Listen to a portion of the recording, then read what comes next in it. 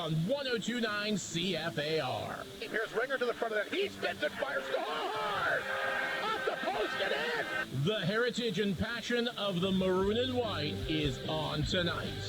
Nice move there. Here's White sitting, looking for second. And the chance and they score! And here with the call of the action. Backhander! Blue Bucket score! The Bombers win it! The voice of your Flin Flon Bombers. Knocked away from him, poked ahead. Here's a chance for Gruner, the short out of break. Gruner in alone, keep Gruner, shoot, scores! That's 5 short-handed goals on the season. Oh, what a year it's been for Keith Gruner. The one and only. Puck deflected, came right up here, just missed me. That'll be a souvenir here. We're okay. 10 seconds. I almost had that. That was the story of my hockey career. I almost had it. Mr. Rob Hart. And thank you very much, and welcome to the Whitney Forum. The Flin Flon Bombers, the Melfort Mustangs, the 8th and final meeting of the year.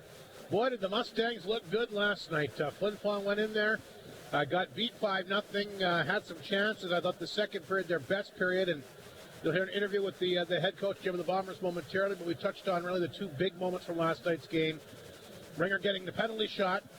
Coombs made the big save, and then he came back and got a shorthanded goal right after that. And, it's funny, and I go back to league final even from last spring. It just seemed like anytime Melfort needs to score a big goal, they do it.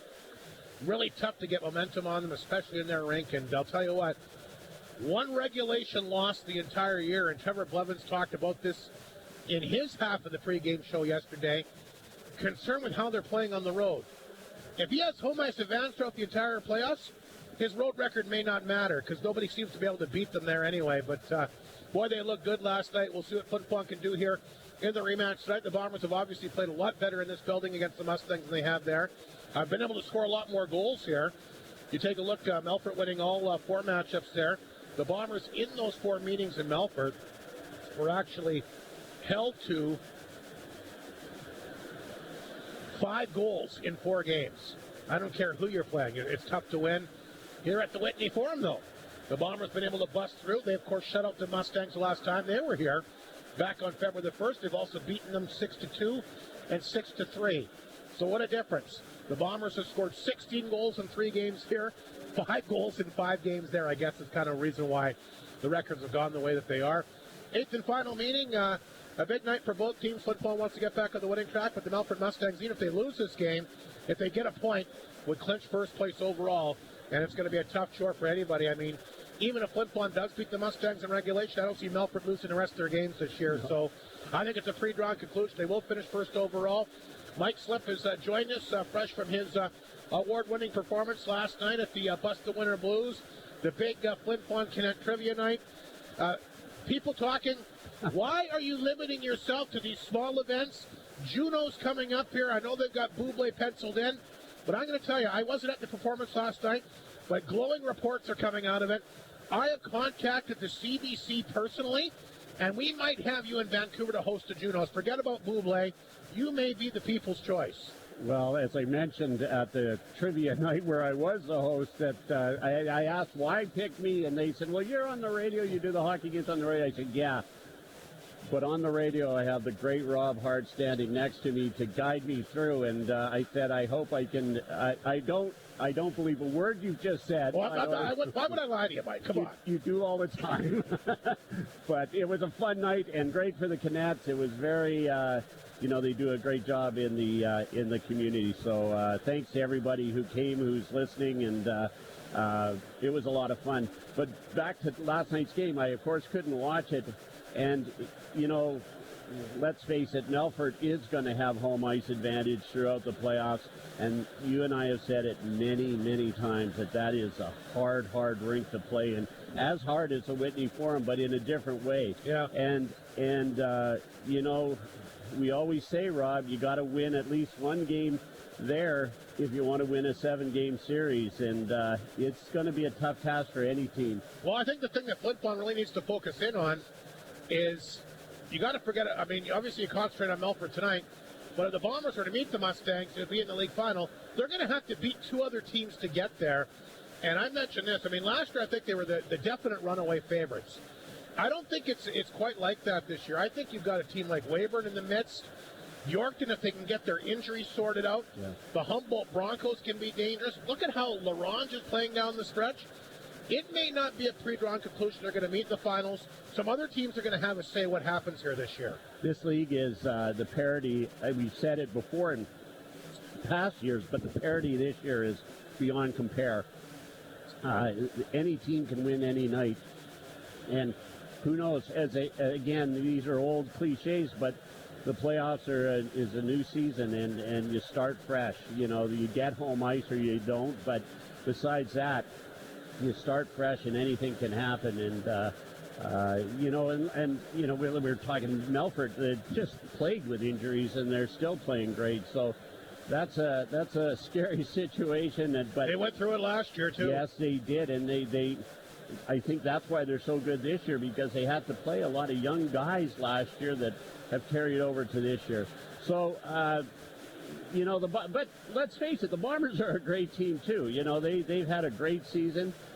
Started off very poorly and rebounded. Brought in goaltender Matthew Keeper, who lost his first game in regulation last night.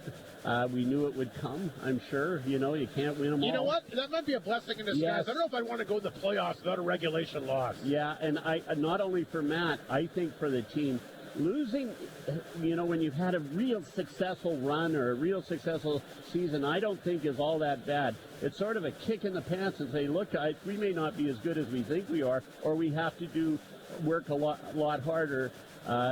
You know, any team can beat us on any night if we play like we did last night.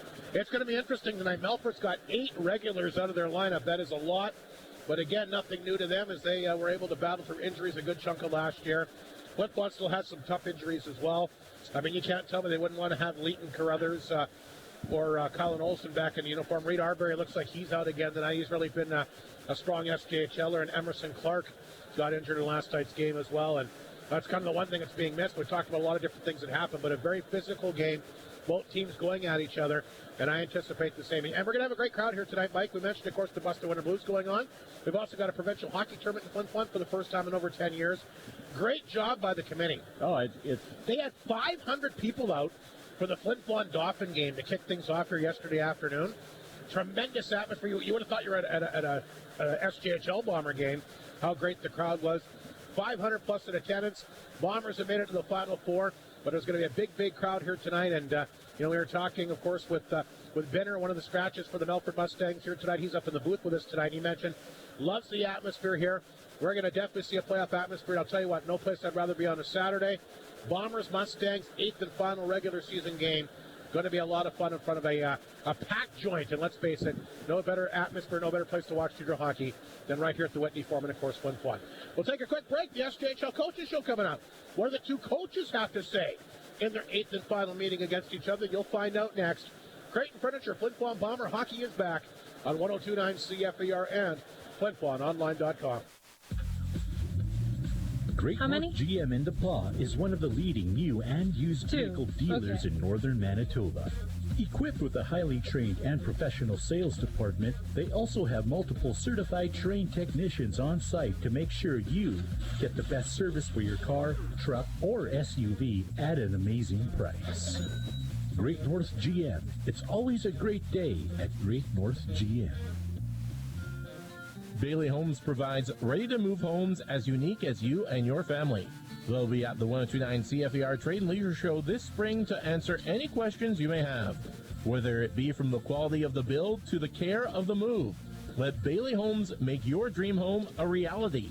They have the experience delivering custom-made homes to the north. Find out more by calling 1-855-773-0217 or visit bailey-homes.ca. Good evening. Welcome to our SJHL Coaches Show. Mike Reagan, the head coach team of the Bombers, joins us. The rematch with the Melfort Mustangs. Mike, and I guess the two things that jump out at me about last night's game, the penalty shot, Ringer, a great save by Coombs, and they get a shorthanded goal right after. I thought those were kind of two of the big parts in last night's game. I would agree with you, Hardy. I thought that those were kind of the, TSN turning points, so to speak. We looked for some clarification today, and by all indication, that goal should have counted. it wasn't touched by a Melfort player, and Ringer was tripped and put into their goaltender by a Melfort player because of the actions of a Melfort player and that. But, at the end of the day, that's just kind of the way hockey goes sometimes. And we're used to not getting a lot of calls go our way. And especially in that rink. Yeah, unfortunately, yeah, you're right. Unfortunately, Ring doesn't score on the penalty shot. And like you said, the shorthanded goal, pretty disappointed about that one. I thought that was kind of, the momentum kind of turned from there. I thought we were playing really well up until that point as far as the second period, and to give up that one really hurt. Well, we were chatting about this as well. Anytime, and really even going back to the league final last year, Mike, anytime Melfort needs to score a goal, they do it. They're a very difficult team, at least in their building, to try and get any momentum against. Yeah, I mean, they play well in the Palace, and it's no different than us playing real well here. The season series is, the home team's won every game up until tonight here, and hopefully we can continue that trend. And, splitting the season series 4-4, I mean, you really can't be too disappointed with that if that ends up happening.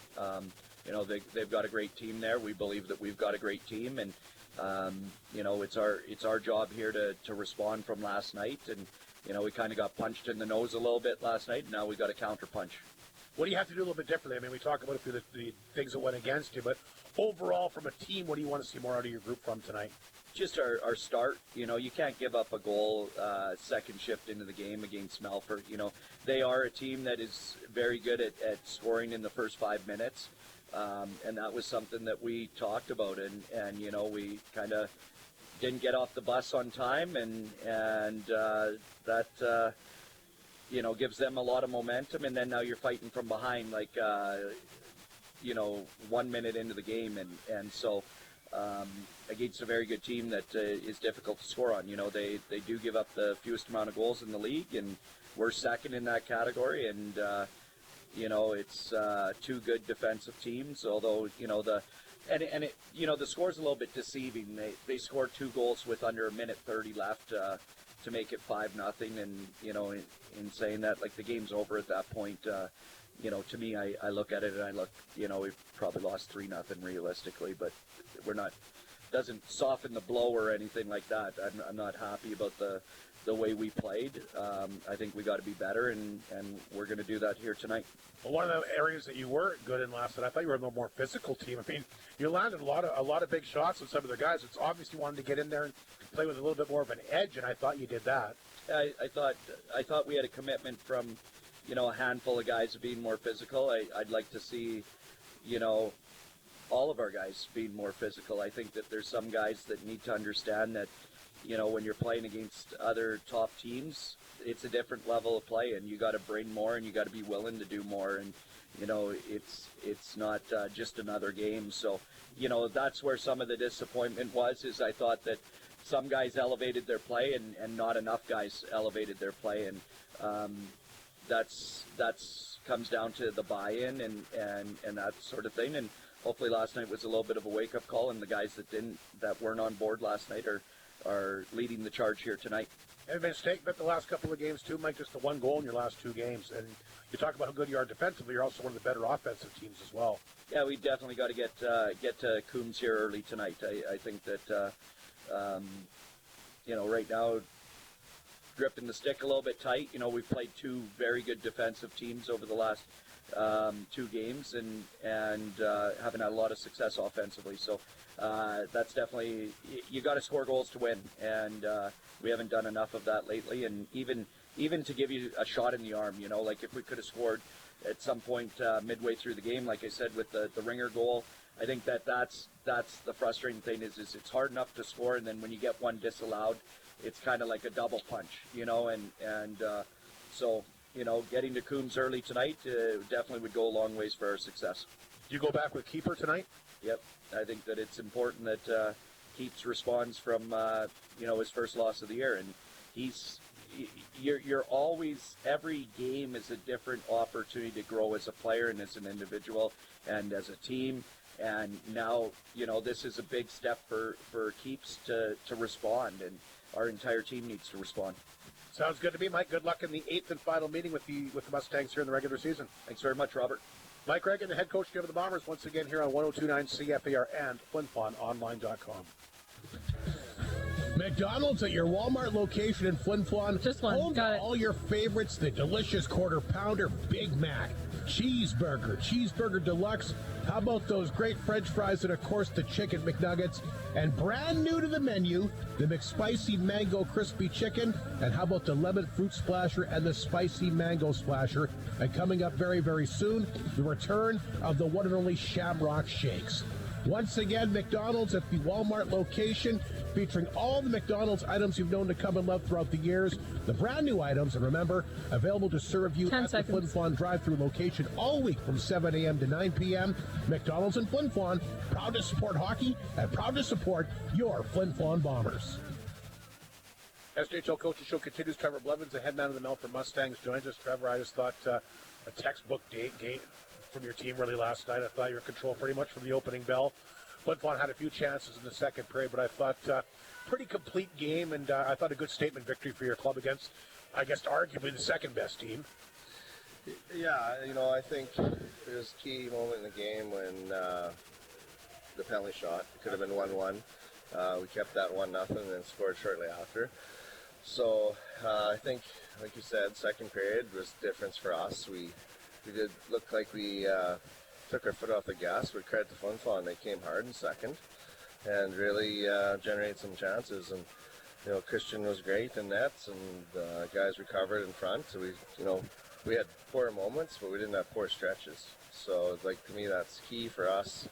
As long as we get through the moments and don't make it a long period of time, and in the third period, I thought we played kind of characteristically. When we have a lead, we're pretty decent, chewing the clock and playing well defensively. Well, one thing that always jumps out at me about your team, and I guess you could pick apart any type of game. I guess no game's really perfect, but it seems like to me, anytime you need to get a goal, a big goal, your team seems to rise to the occasion. You mentioned last night, you got the goal right off the hop to put them back on their heels. They get the penalty shot. Then you get the short-handed goal. It seems like, and I thought that was really the case in the finals last year, Trevor, and you and I talked about that. You never really allowed them to get momentum. Yeah, that's typically been our forte, I guess. You hit it right on the head there, Robbie. It's, one of those things where mentally you got to reset quickly. And, sometimes at the start of the year it takes a whole period. Sometimes it takes 10-minute stretch. You just want to make sure that you reset as fast as you can, shift by shift. And, I think our group's mentally strong, and it's been like that all year. You mentioned Christian Coombs, and let's go back. We talked a little bit about this last night. I guess even the last few times I've talked to you, I guess there's comparisons about how good your group was last year compared to this year. Christian Coombs, is he the biggest surprise for your team this year? Well, I don't know. I think there's a few actually that have developed and done a great job, but him specifically, he works so hard. Like, he's in the gym. Last year, even the Centennial Cup, for example, he played his game and he's working out in the gym right after till 11 at night, and it was like his work ethic is through the roof, with on the ice before and after practice, and always doing the things. And his nutrition is fantastic, and you can see he's well put together. So it's his credit to his development, and we just gave him an opportunity and he flourished. And I wouldn't say it was a surprise. We were giving him an opportunity, and he took it and ran with it. He reminds me, and I'm not kidding around here, of Andre Vasilevsky. The size, he almost looks intimidating in there, and he's just athletic. I mean, and we really saw that last night. He made some really good saves again. I mean, this guy, he's the real deal. Oh, for sure. I believe he is. So, I mean, obviously in my rose-colored glasses, but, he competes hard in traffic. He's fast. What I like about a goaltender is how quick they recover. And, I mean, everybody gets out of position a little bit once in a while, and I think that's probably his knock. But, I mean, his competitiveness, his edge, he's willing to battle through traffic. He's definitely been great this year. Smaller ice here at the Whitney Forum tonight. I mean, it's been home and home. You won all 4 of your home games. They've won 3. We'll see what happens tonight. And I know as badly as you won it last night, I think it's safe to say you really want this one here tonight as well. Well, we know it's going to be different, right? So they play very well here. There's no doubt. They're high pressure, intense forecheck, physical. They play the right way in this building, and you give credit to Mike and Cole and how well they're coached. Like last night wasn't a 5-0 game. Let's not kid ourselves. It was a close game. It was a playoff type game, but it wasn't a 5-0 game, and could have went either way, honestly. And you know, for tonight, we gotta battle the elements, right? We may not like the smaller rinks. We've kind of started to adjust there. We got to get playoff ready, and I think this is a great test for us tonight. We're shorthanded, and there's no excuses, but we just got to make sure we play heavy, win our battles, and go to work. It'll be interesting to see what happens. Again, like he mentioned, obviously two totally different venues, and the games, like we said, at least so far this year, have been totally different. A lot more offense here at the Whitney Forum, and of course, tighter second battles at the Palace of Melfort. And it's a jam-packed Whitney Forum tonight. Your Bailey Holmes builder of the game, the trio to start things off, Piccinino, Ringer, as well as Semp.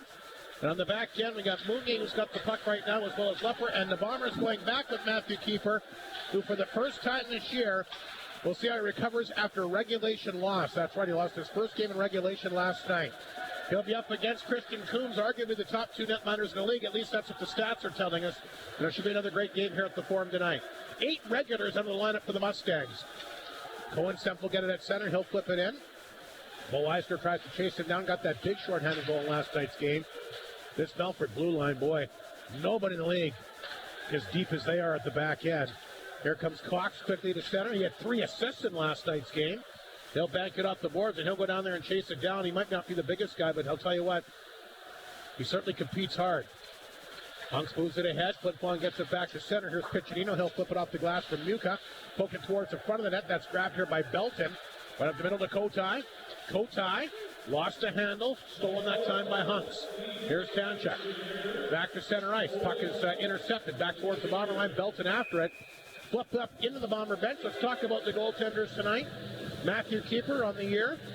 Boy, fantastic stats. 21-1-1. He's got 3 shutouts. Goals against a 1.77. Save percentage 939. And not to be outdone, of course, we're talking about Christian Coombs, picked up the shutout last night. 23-6, 4 shutouts, which leads the league. Goals against a 2.08, a save percentage of 924. And boy, what a battle these two will have on our hands tonight. If they do meet in the league final, could be one of the most best matchups we've seen between the pipes in a long time, going head-to-head. Here's Leo Hunks back in his own net.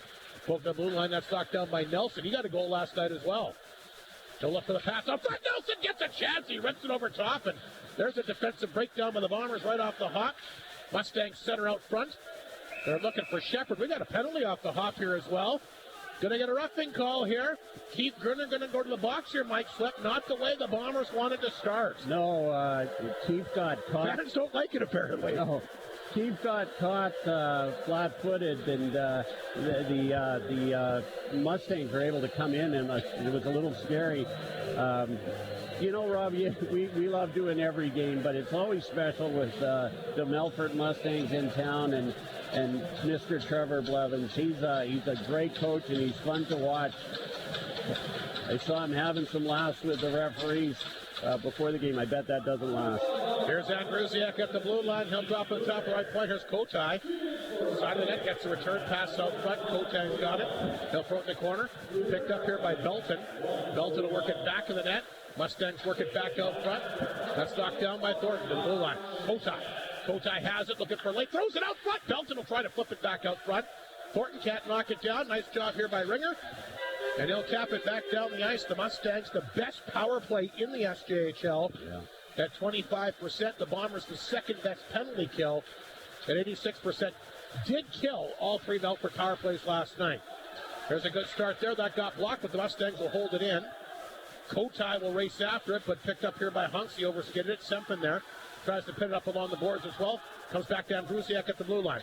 He'll dish that pass off to Kotai. Kotai along the boards. Picked up, intercepted. Good job that time by Cohen Semp, and Coombs will make the save, and he'll leave the puck back in the Melfort net. The Mustangs will change the power play unit. Hunger will drop this one back to center.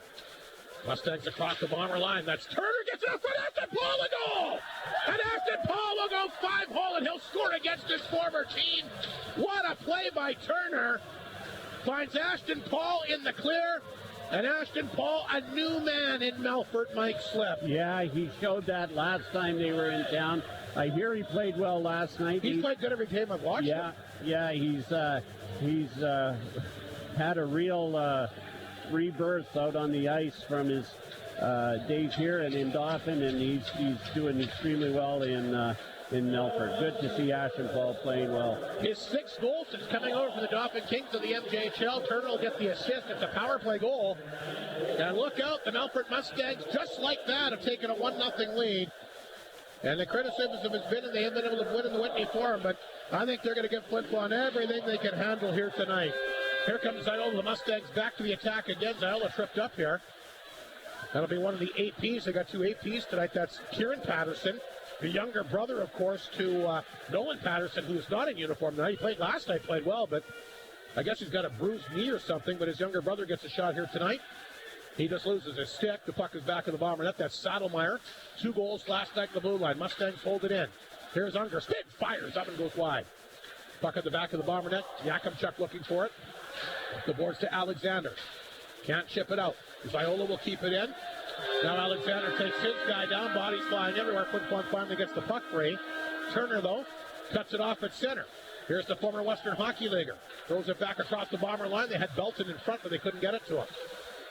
Flin Flon really scrambly tonight so far. Here's Marsden. We should mention he's back in uniform. Threw the puck away. Puck came out front to Belton. Went through his legs. Marsden, the first time we've seen him in over a month.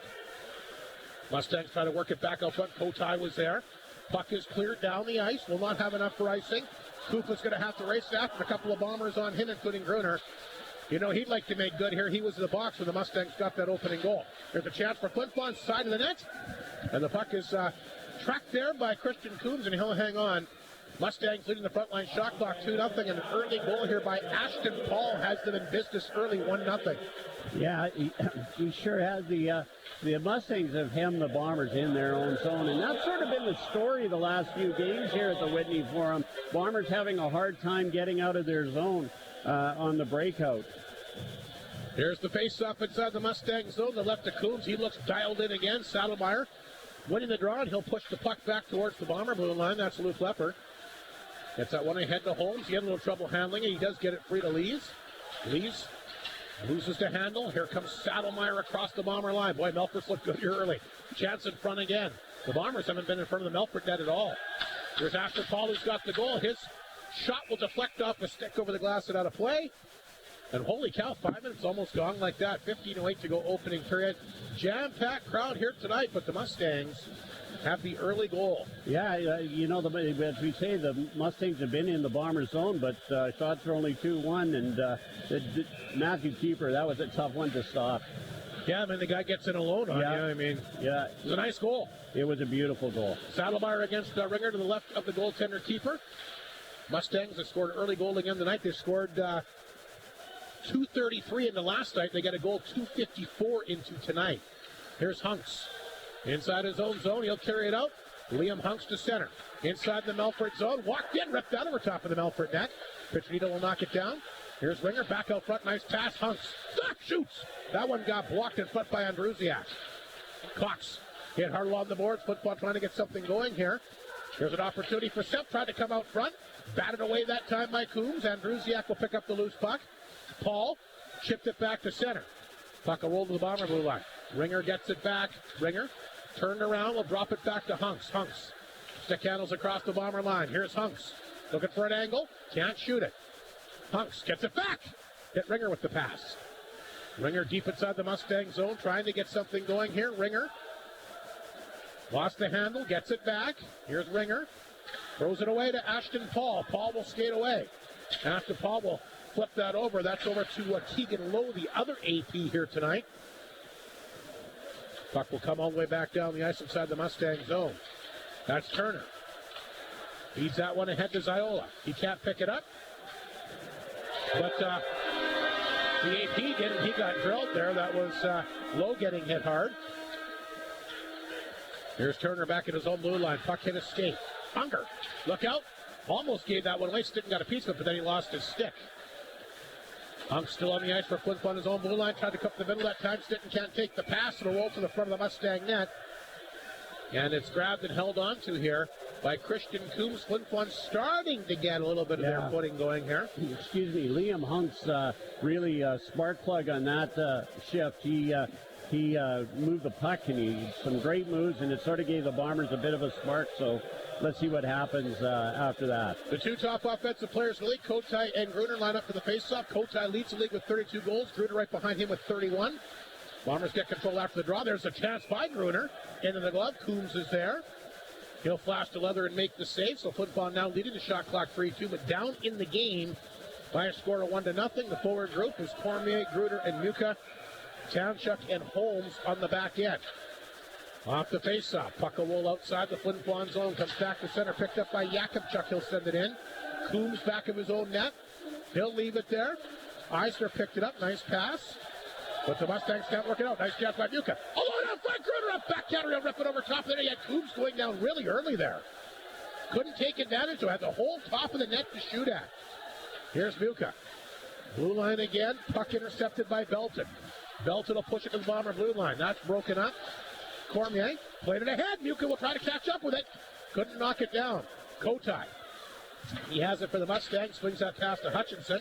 Hutchinson to Belton inside the Bomber zone. Back to Hutchinson. Spin, throws it out front. That goes behind Eisner. He'll get it back in tight for Hutchinson. Also had a goal in last night's game. His 15th of the year. Mounier forced back of the Bomber net. Saddlemeyer on top of him. He will get rid of it. Here's a chance now for Leo Seitz. Ahead to Ringer. Can't get it. Seitz will bring it across the line. Ashton Paul comes back and takes it away from him. And Druziak will flip that one ahead. Here's Saddlemeyer. Nice pass up the right side. Paul back across the Bomber line. Spins, fires, and ripped that over top of the Bomber net, looking for his second of the night. Got a nice shot. Mounier. Bumped by Cox, back of the goal. Paul out front. Saddlemeyer can't get a stick on it. Here's Andrusiak. Throws it in. Mounier can't knock it down. Ashton Paul will pick it up out of the corner. Good work by Ashton Paul along the boards. He and Mounier on top of each other. Paul after it again. He'll get the puck. Throws it back out front to Cox. Cox spin, fires. Good stick save made that time by keeper. And now Ashton Paul and Mounier going at each other in front of the net. And looks like penalty's going to be called here, Mike Slip. And I think the one difference when you play a team like Melfort, who also has a lot of veterans, I think one of the strengths for Flin Flon this year has been the way that they win puck battles. This Melfort team, they're tough to take the puck away from. Ashton Paul's going to get a penalty, but I think that's the one area that makes Melfort so good as well. Veteran group do not lose a lot of puck battles one-on-one. No, they're the Melfort, and they're so well coached. We've said it a million times, but Ashton Paul, the only one to get a penalty there. Sal Walash, going to be our Pepsi Power Play contestant. Gets his products in the North of 53 Co-op. Good luck to Sal. We'll see if the Bombers can finally get their power play going. Been ice cold of late. And they're going to get a chance here. Kind of a weak call, I thought, but Townshuk up the blue line. He'll fire that on target. Coombs will kick out the big rebound over the glass and out of play. I agree with you, Rob. At least I thought both players should. That's what I thought. Should have gone. Anyway, the Bomber power play unit will go to work. Piccinino, Ewan. They're trying to get Ewan in front of the net. I think it's the plan with him out there. Cormier, Townshuk, and Joey Lee's patrolling the blue line here. Bombers win the draw. Here's Cole Townshuk. Through traffic. Nice job. Save. Rebound over top of that by Piccinino. Cormier will get it to the point. Lee's knocked it down. Spins. That one gets blocked that time by Ziola. And he'll block that one. Looks like he's a little worse for wear. He'll come off. We'll get new penalty killers out there for the Mustangs. Minute 44 to go in the Flin Flon power play. 11:22 in the period, and a quick goal again by the Mustangs tonight. 2:54 in. And they lead at 1-0. Ashton Paul is sixth that's coming over from the MJHL. Boy, he's happy to be back in this league. Comes back to Townshuk. Back to Piccinino. Through traffic. Oh, just missed. Lees gets a chance, and that one gets partially blocked. Flin Flon trying to jump on top of it. Picked up here. Fired down the ice by Unger. Keeper will stop it, and Townshuk will pick it up back to the Bomber net. A minute 22 to go on the power play. 10:57 in this opening period. The Mustangs in front 1-0. Here's the stretch pass to Leopard. Down the wing, back out front. Semp can't get a stick on it. Whacked away. And the Bombers once again forced to start things off from their own blue line. Here comes Hunks. He's had a couple nice moments tonight. That one got intercepted, though, by Cox. Back down the ice. Keeper going to race out of his own net. Still a minute to go in the power play. Not sure what he wanted to do with it. Threw it to Gruner, who's in a bad spot there. He gets some help, though, from Liam Hunks, who's got the puck right now back of the Bomber net. Up the ice. Here comes Ringer. Pass to Lepper across the Melfort line. He'll throw it in deep. And Brusiak back of the goal. Ripped that around the boards. Knocked down by Ringer. Here's Gruner. Out front, a chance for Sepp. First one gets blocked. His second chance, he couldn't get it through either.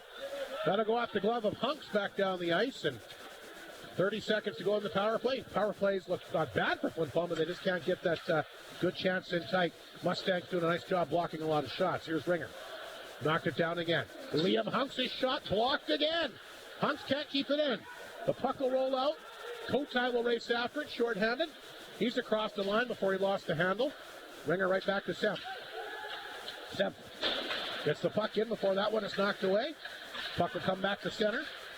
Yakubchuk feeds it over to Marston. Power play over. Flin Flon 0 for 1 in the game. They could not match the Mustangs' power play goal to open this game. Coop back in his own net to Eisner. Puck to the line. Held in this time. Puck will roll once again in the front of the Mustang net and stopped and held on to here by Christian Coombs. And give the Mustangs a lot of credit. Flin Flon's had some nice setups, but have not been able to break through with a good chance or a good shot. Yeah, media timeout, Rob. We'll take a break. It's been a quick opening 10 minutes, but Mustangs look good again. Ashton Paul's got his 6th of the year. A power play marker has Melfort in front 1-0 here on 102.9 CFAR and FlinFlonOnline.com. The North needs you. Answer the call and become a primary care paramedic at University College of the North. This hands-on, action-packed 1 to 2 year program is offered in both the PAW and Sorry, wait, 1? Start classes by September 2025. 2. And then start in a rewarding career by 2027. Don't wait. Apply now at ucn.ca. UCN. Here you can. Ayugay tutanao, University College of North, sa tinutigis kinomagay nao, ayig santopa nao, ucn.ca, UCN Sagutaga, Taga-Hispano. Chicken Chef wants you to get a jump start on celebration season. That means weddings, grad parties, family functions, wind-ups, and more. Chicken Chef knows that nothing says celebration like eating well. Have them cater your event that you'll be too busy doing everything else for, and you know it will be handled professionally and deliciously. 10 seconds. 687-3779 or pop by the restaurant to put together something special suited to your needs and taste. Chicken Chef, where memories are made. A 1-0 Melfort lead. The face-off of the Mustang zone. There's a chance by Tanchuk. He'll rip that one wide. Ewan can't hold it in. Here comes Shepard back the other direction. He'll swing that pass up the left side. Scooped up here by the Mustangs out front. They had Nelson with a wide open net. He couldn't tap it in. Here comes Stinton back the other way to center. Stinton stood up at the Melfort line. Here's Nelson again. Back to Shepard. Tied up. Nelson has it. Eisner cutting in the front of the net just a little bit out of his reach. He gets belted in the corner here. Look out! And we got a big melee happening now. As one of the call-ups there, Patterson got into it. An original penalty coming up against Flin Flon. Patterson coming to the aid of his teammate there. Eisner got drilled in the corner. I think Alexander seems to be in the middle of it. That's not too surprising. No. Alexander cranked him, and he's going to take a penalty, and I think Patterson's going to get one as well. Alexander tried to get things going in last night's game. It's a checking from behind penalty being called here against, is Alexander done? No. They don't kick you out for checking from behind I don't anymore? think they do anymore, Rob. Anyway, that's the call on him.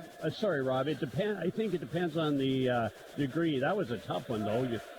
You definitely drilled him in the corner pretty good. Anyway, checking from behind is the penalty on Alexander, and they gave Patterson the roughing call. And tell you what, if you're a coach, you don't mind a guy sticking up for his teammates. No. So we'll be 4-on-4 here for the first time tonight. Mustangs have the puck inside their own zone. Thornton will take the pass and he'll take off.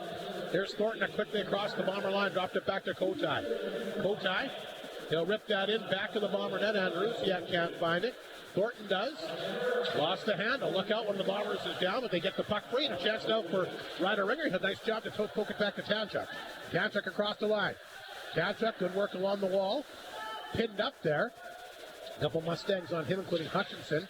Winger came over, tried to throw it back out front, but Andrusiak takes it from him.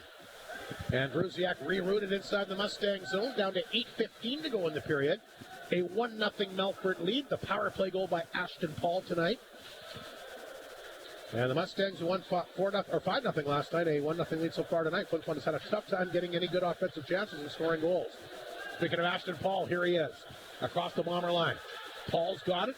He'll let Belton take it. Try to come back up front to Turner, a little bit behind him. Here's Gruner. Intercepted again, but picked up by Mounier. He'll take off. He's across the Melfort line. Mounier ran into Unger. Got it in tight, though, that time for Gruner.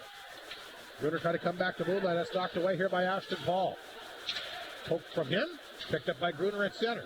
Here's Keith Gruner. Nice pass to Cormier. Cormier one-on-one here against Unger, but he can't get it past him. Unger gets his skate down, and he'll block the shot. Turner will pick it up. Look out. He falls down. Got back up and almost coughed it up.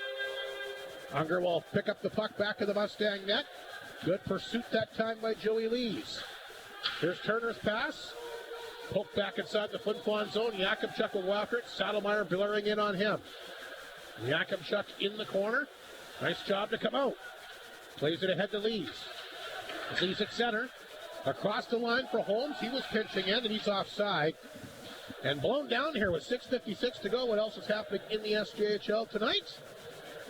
The Melville Millionaires looking for their 10th straight win. Lead Humboldt 1-0 in the second. Speaking of a well-coached team. Larange up on Kindersley. That's a big, big weekend set.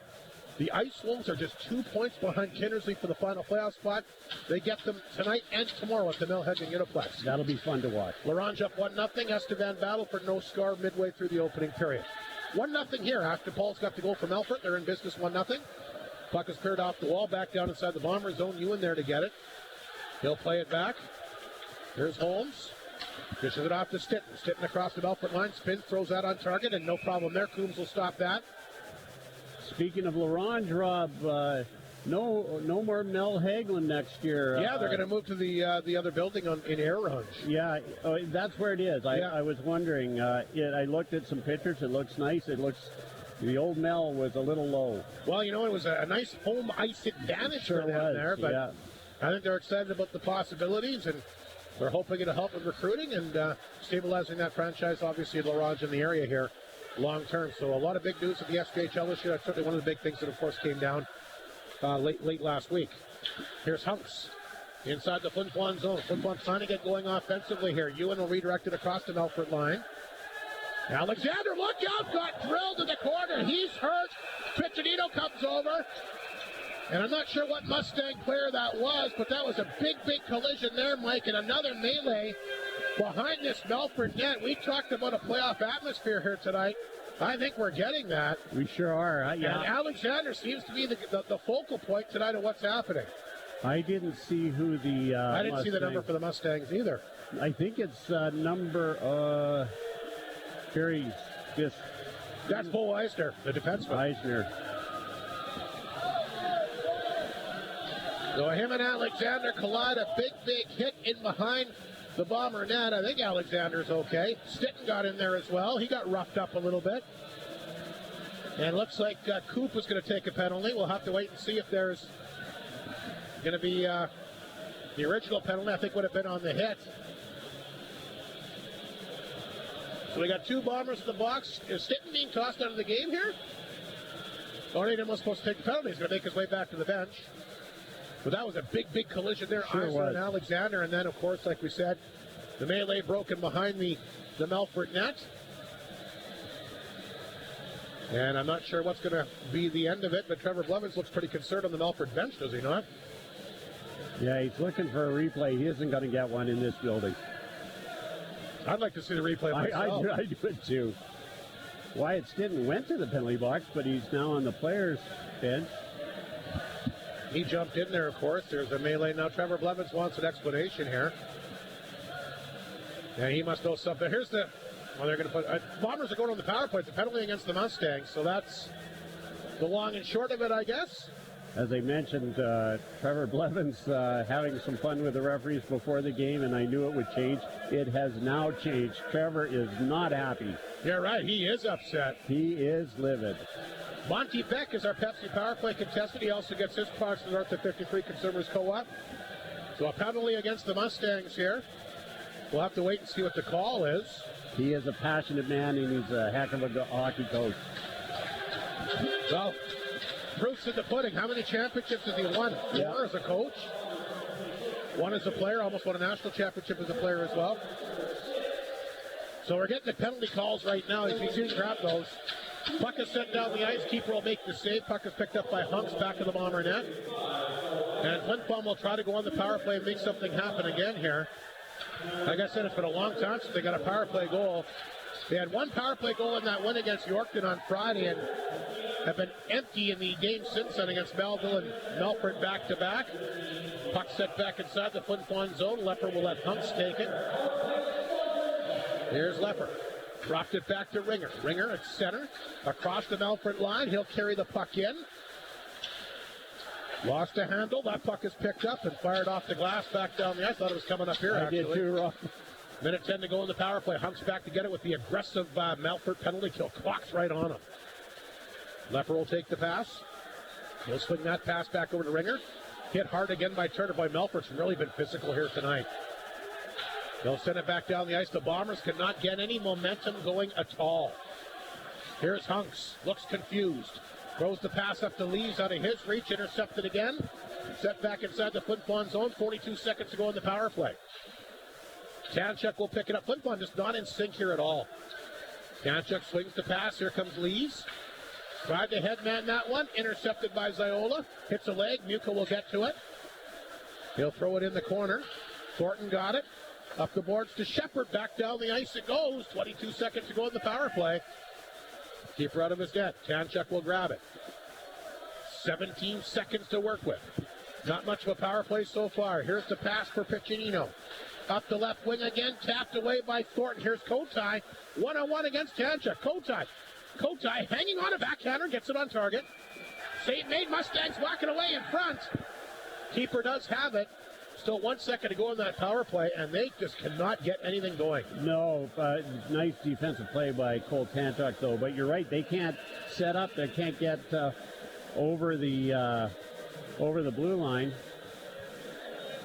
Did I hear the horn go off? I don't know. Yeah, I don't know. I think they want to bring a stick over to the box down below us here. Guy lost a stick on the ice. I gotcha. They brought it there as opposed to going back to the rink, going back to the bench. Nice to see the U11 participants, provincial participants, all at the game, filling up that one section. They are jam-packed, and there's a Portage Terriers sign being held up there.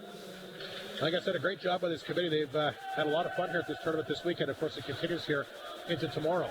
Yakubchuk just gets away up the boards. Alexander, he'll drop it back. Yakubchuk at center. He'll send it in. Here comes Wyatt Stinton. Fanned on it. Try to put it back out front. Now he'll tie up back of the net. That's Turner, the veteran D-man. He takes a look. A nice pass outside the zone. Kotai's got it. Kotai inside the Flin Flon zone. Kotai throws it back over to Belton. Belton got the puck in deep. Gets away from Stinton. In the corner for Hutchinson. Blue line for Thornton. Thornton will hang on. Boy, this guy can move. What slick hands he has. Throws it back out front. There's a chance there. Kotai, even down on his back, gets a shot away. You can't let Kotai just play with the puck just inside the blue line like that. He was just toying with the Bomber defenseman and was able to move on the his puck. Back gets a chance. And then he's on his back in front of the net. What I tell you about this Melfort team, Mike, they're good. They are good. 3.5 minutes remaining in the opening period. It remains a 1-0 Mustang lead. Flin Flon out shooting the Mustangs 8-6, but that's totally deceiving. They've all been from the outside. Yeah. I don't think they've had a chance in tight on them yet. No, I can't remember that. The Melfort Mustangs are very good, but let's not forget the Bombers have had a great season. They're good too, but they have to pick it up. They've been back on their heels this entire opening period. Here's Piccinino back up the center, and they're back on their heels pretty much last night too. Saddlemeyer will pick it up along the boards. There's Ashton Paul, gets it out to Ringer. Played it back to Marsden. Goes back across the Melfort line. There's Andrusiak. Back over to Thornton. Thornton sends that pass to Cox. Too far cut off by Marsden. He'll rip it right back in, but Andrusiak knocked it down. Semp comes after him.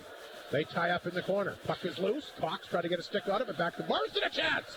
They ripped that over top of the net. Good work by Lepperl on the board. Tries to hold it in. Saddlemeyer gets it. He'll play it back to Cox at center by himself. He'll flip it in. Here comes Ashton Paul. Paul from an off. Ethel gets a shot away.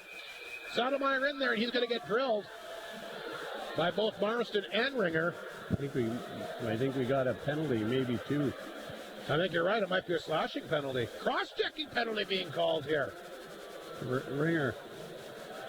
He's going to go, so it's going to be a Melfort power play. They're 1 for 1 here tonight. They'll get their second chance with 2:45 remaining in this opening period. I was just going to say that the Mustangs playing a lot more physical than the Bombers.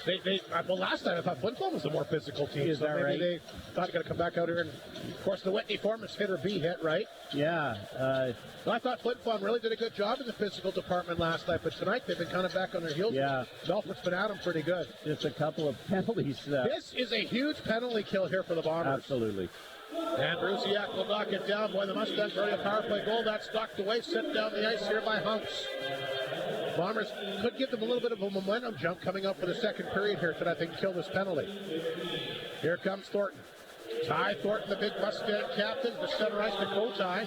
Hutchinson across the line, tried to thread that back over to Kotai. Kotai along the boards, pinned up there.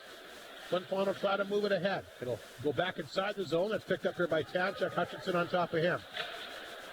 Bombers get it to the blue line, but held in by Andrusiak. Here's Thornton in the corner for Hutchinson. Tied up here by Tanchuk. Tanchuk, nice job again to take his guy. And he'll look out. Belton is really digging in there. And blown down again. And definitely an intensity in this game. A minute 14 to go in the Melfort power play. 1:59 remaining in the period. Just a one goal so far. A power play marker by Ashton Paul. And he scored that early in the game. So like I said, it's a big, big penalty kill here for Flin Flon, especially just less than 2 minutes to go in this opening period. You're absolutely right. Here comes Saddlemeyer against Gruner. The face-off in the Flin Flon zone, the right of the goaltender. Matthew Keeper. Hoping his team can get some offense for him. He can only do so much. Puck comes back to Piccinino. Down the ice it goes. Here comes Coombs. He'll make the save. He'll shovel it off quickly. Picked up by Unger. Gruner was there, but he's going to go off for a change, and Unger will bring the puck up the ice. Here's Unger. He'll drop it back to his own blue line. Picked up here by Turner. Here's Turner to Paul. Drops that one back. Chance at foot. Turner a shot. Good save. Rebound. Ashton Paul again. 2-0 Mustangs. No goal. No goal. Keeper's helmet came off his head, so that's going to be why it's disallowed. I don't think Ashton Paul realizes it's no goal yet. You're right, though. It is no goal. Let's watch the replay here. Boy, does Flin Flon ever get a break here. As soon as the mask comes off, Rob, the play is dead, and that's exactly what happened there. They got a huge break there. Yeah. Wow. Trevor Blevin's not happy about that one. I can't blame him. I don't think I would be either. That's the rules. And actually, Keeper's having some trouble with his helmet. They went flying. You notice that a lot of goalies lose their masks this year? You never used to notice that before. I noticed the Flames game. Well, that Estevan game here, he lost his helmet 2 or 3 times. Yeah, Vidar for the Flames lost his a couple of times. Cox will knock it down, so the Mustangs get a tough call against him in the game. Should be 2-0. They'll throw it back the blue line to Unger. Boy, Ashton Paul looking good, though, isn't he? Yeah. Well, that's a beautiful goal that he scored. Puck comes back to Unger. Back to foot, redirected over top of the net that time by Saddlemeyer. He had 2 goals in last night's game. Puck is knocked away here, set down the ice by Piccinino. Unger will go back to get it. So it's still a 1-0 game. Flin Flon getting a huge break here. The keeper's mask falling off his head. Ashton Paul thought he had his second of the night. He's got the puck at center. Dropped it back to Unger. Unger's got it. Unger. Backtrack to center. He'll flip the pass back over to Ashton Paul. He'll chip it in and chase it down. Boy, Ashton Paul. Can't tell me he wasn't ready to play here tonight. Back out front to Turner. Skids, fires. Look out. That didn't miss by much either.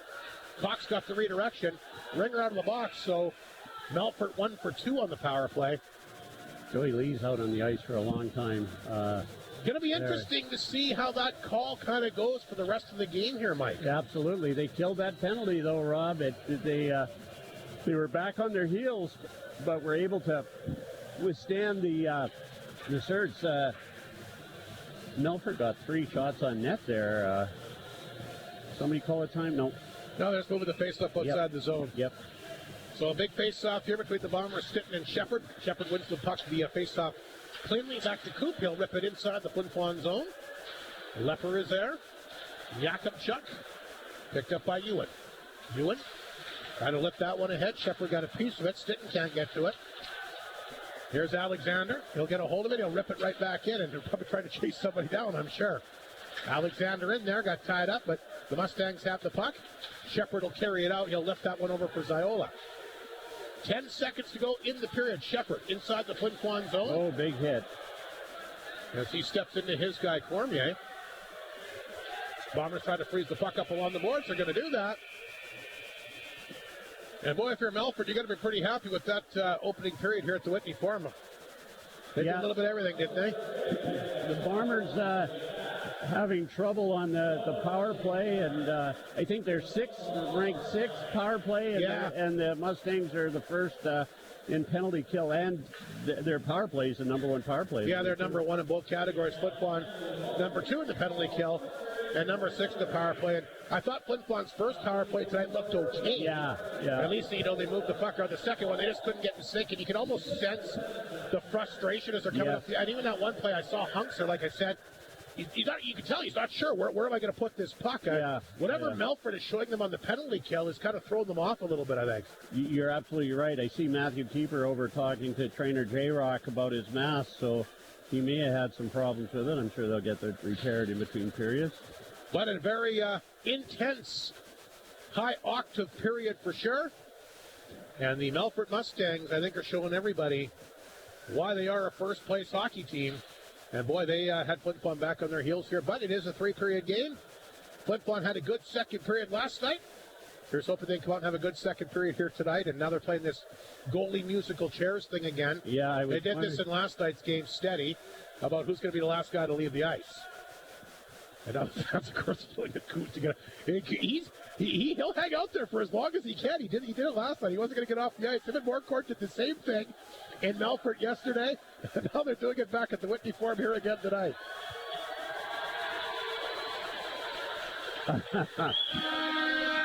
Kenny Morcourt's taking his seat. We're going to take a break. I can't wait out these two guys. No, we're going to have to go before they do. We'll take a break and we'll come back with more of the opening intermission for the co-op.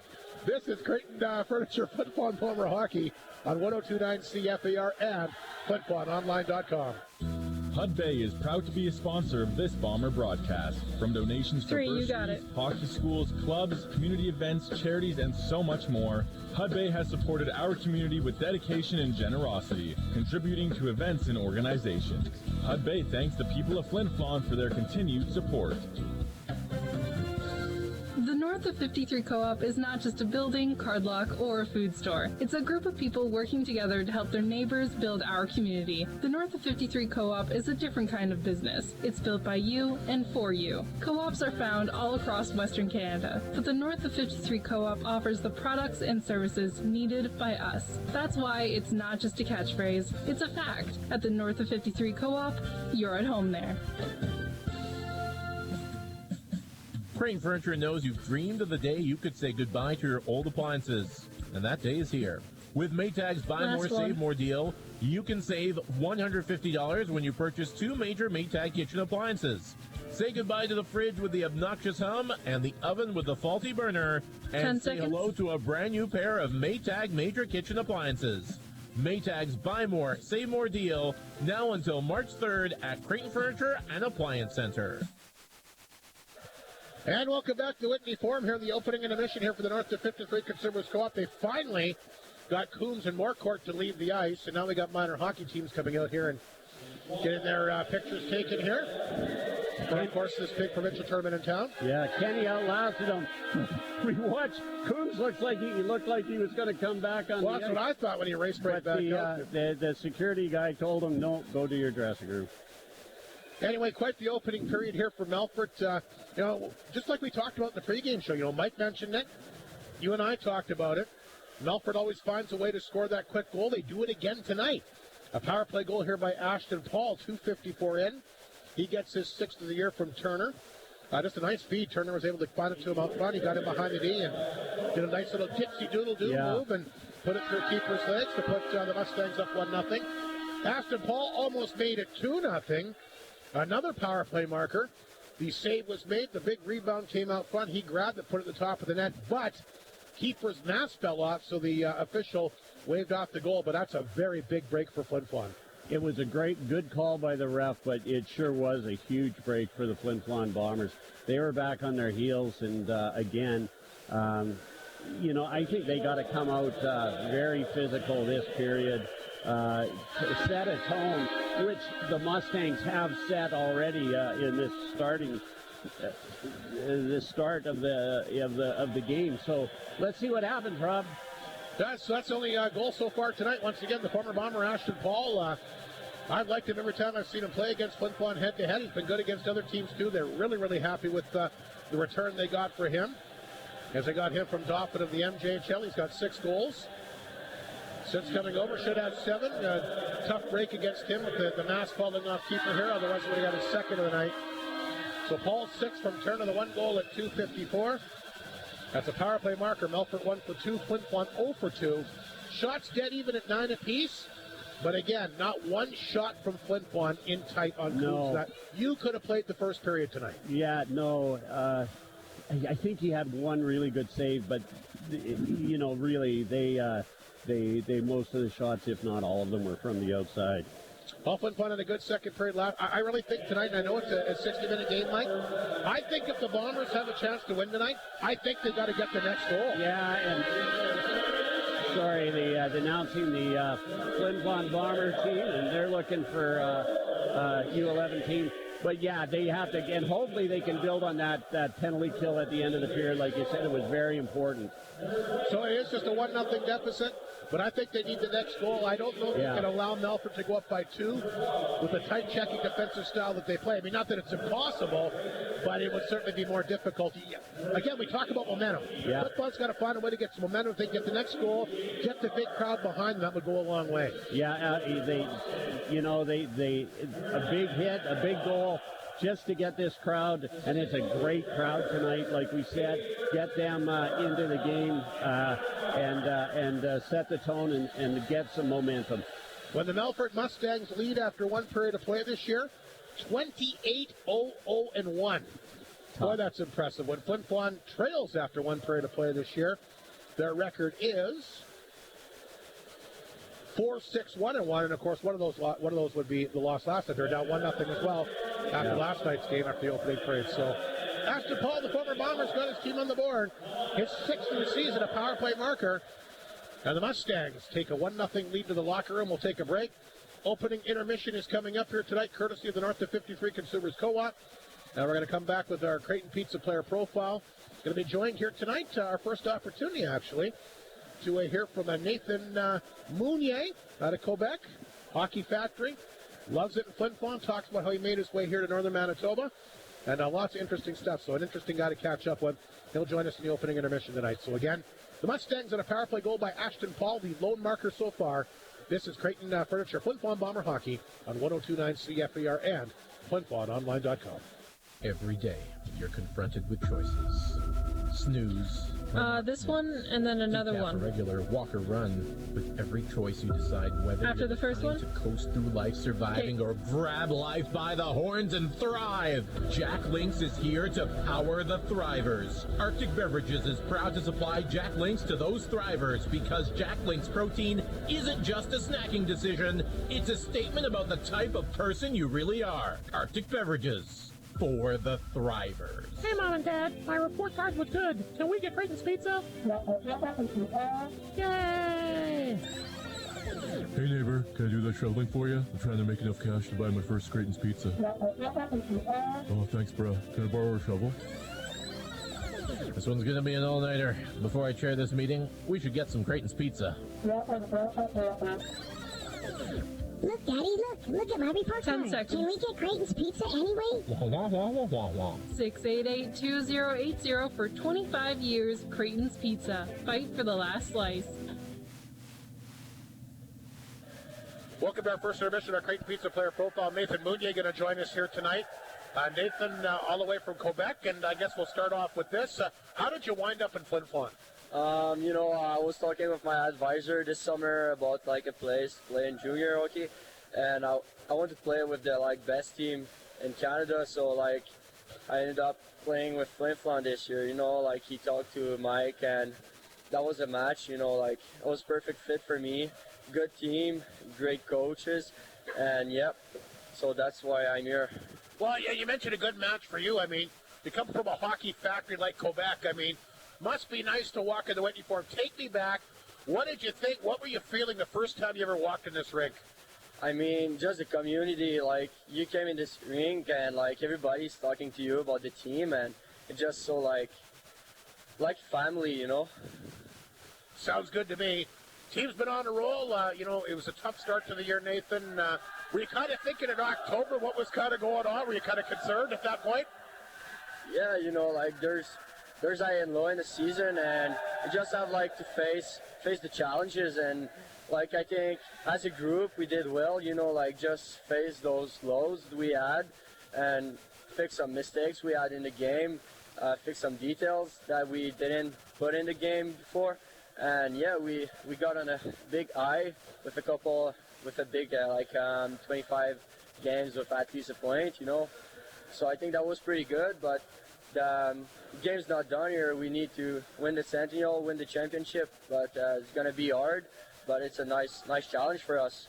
Well, I mean, anything worthwhile is not easy, right? You mentioned, of course, the tough start that the team really got flying. I mean, back-to-back losses, but I mean, that's the first time you've lost back-to-back games since October. It is a very tough league.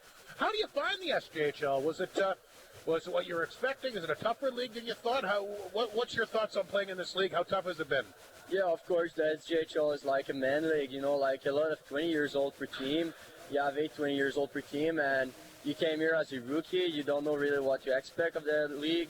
And yeah, I was a bit tougher than what I thought, but like I just adjust my game, fix some details, try to play my game, being like good defensively, and the offense is going to come. Well, I think you're right. You got to look after your own end, and I mentioned this to lots of other people. Everybody wants to score goals. I get that, but Nathan, if you're not going to score, then I think the thing is you don't want to get scored on. Yeah, exactly. I think that's the biggest part of the game. Like, if you're a D-man, you have to be reliable, like being able to play good defense before being good offensively. Like if you're defense, you can't like just thinking about the offense. Like when you like block a goal from the other team, it's like a goal you score for your team. I hear what you're saying. So the way you play for Flin Flon now, like you mentioned, primarily defensive guy, you can add some offense. Has this been the way you've always played, or have you kind of evolved into a different player here with the Bombers? I mean, I've always been like a defensive D guy, but yeah, I'm not like a big skills guy, but I love being like the tough game, being reliable defensively, like I said before. So yeah, no, I think I always play like that. Sounds good to me. Melfort, your opponent here again tonight. Pretty tough going in the rink last night. Melfort, I would have to think, is as tough a team as you've seen in this league. Yeah, they're pretty tough. I love playing games against them. Like, it's always a challenge, and if you want to win at the end of the road, which is like the Centennial Cup or like even like just the championship, you have to be able to find a way to beat this team. Like, it's gonna be hard. Like, you're gonna get banged up every game, but you just have like to respond every game and being better every game. Well, it's a good challenge for you here tonight. I mean, I think it's safe to say nobody wants to lose 3 in a row here, right? Yeah, exactly. Like, it's gonna be hard, but I'm sure like with the group we're able to beat them and just do our game. Put the details in, trust the process, trust the game plan. Like, yeah, I think we can beat these guys tonight. Well, you've beaten them 3 times here before, but every game is a new challenge. What makes them such a tough team to play against? What is it about them that makes them tough? I think it's like they're just buying in their plan, like they're able to play the game, like keep the game simple, here, like if we want to win against them, we just need to keep things simple, chip the puck and chase, and yeah, this is what they did last night, and this is what we haven't done. So I think just keep the game simple, trust the game plan, and we're gonna beat these guys.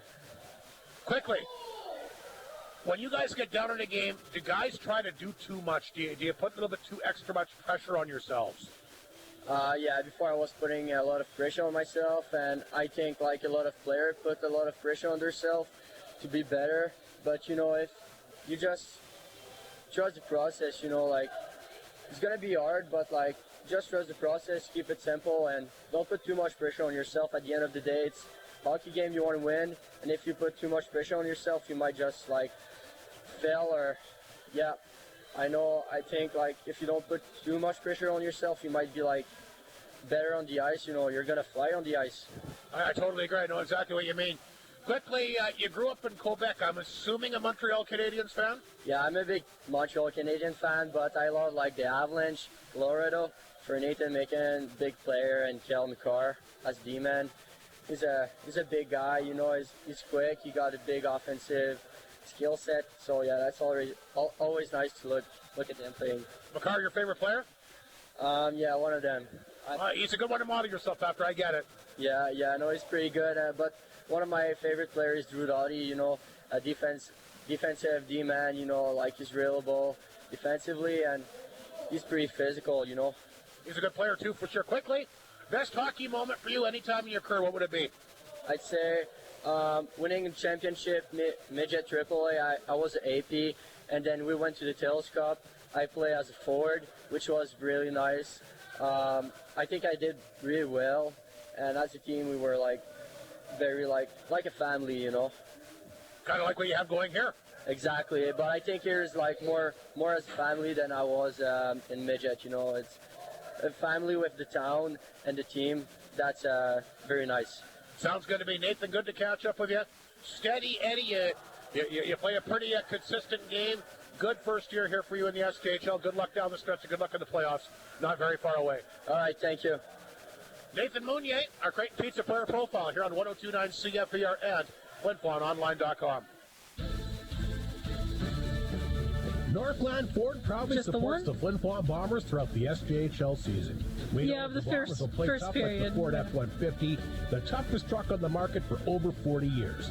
Northland Ford helping the community cheer on the Bombers as they work. I'm to sorry, win the do you want championship this, for best the fans in first league, intermission, and they provide and you then- the best selection on their lot. In the North, for the North, Northland Ford, the dealership you tell your friends about. McDonald's at your Walmart location in Flin Flon, home to all your favorites, the delicious Quarter Pounder, Big Mac, Cheeseburger Deluxe. How about those great French fries and, of course, the Chicken McNuggets? And brand new to the menu, the McSpicy Mango Crispy Chicken. And how about the Lemon Fruit Splasher and the Spicy Mango Splasher? And coming up very, very soon, the return of the one and only Shamrock Shakes. Once again, McDonald's at the Walmart location, featuring all the McDonald's items you've known to come and love throughout the years. The brand new items, and remember, available to serve you at the Flin Flon drive-thru location all week from 7 a.m. to 9 p.m. McDonald's and Flin Flon, proud to support hockey and proud to support your Flin Flon Bombers. With 102.9 CFAR's weekly auction, you never know what kind of deal you'll find. Don't miss the savings. Visit FlinFlonOnline.com and see what's being bid on next. You never know what kind of gold 10 you'll seconds. strike next. Do you accept cash? Keep listening to 102.9 CFAR. Sold in the back row. Thank you very much. You're the buyer. Your radio. Well, a great crowd here at the Whitney Forum tonight. No doubt about that. A jacked up crowd, but the Mustangs, the team trying to spoil the party. A 1-0 lead. Ashton Paul once again has scored his 6th of the year. That's the only goal so far. Melfort in front, like we said, 1-0 after 1. McDonald's out of town scoreboard. The Millionaires are looking for their 11th straight victory. Yeah. Humboldt has scored. It's 1-1 there late in the second period. We've got Laurent still leading Kindersley 1-0. That's in the second period. Battleford's jumped out to a 2-0 lead on Estevan in the opening period here tonight.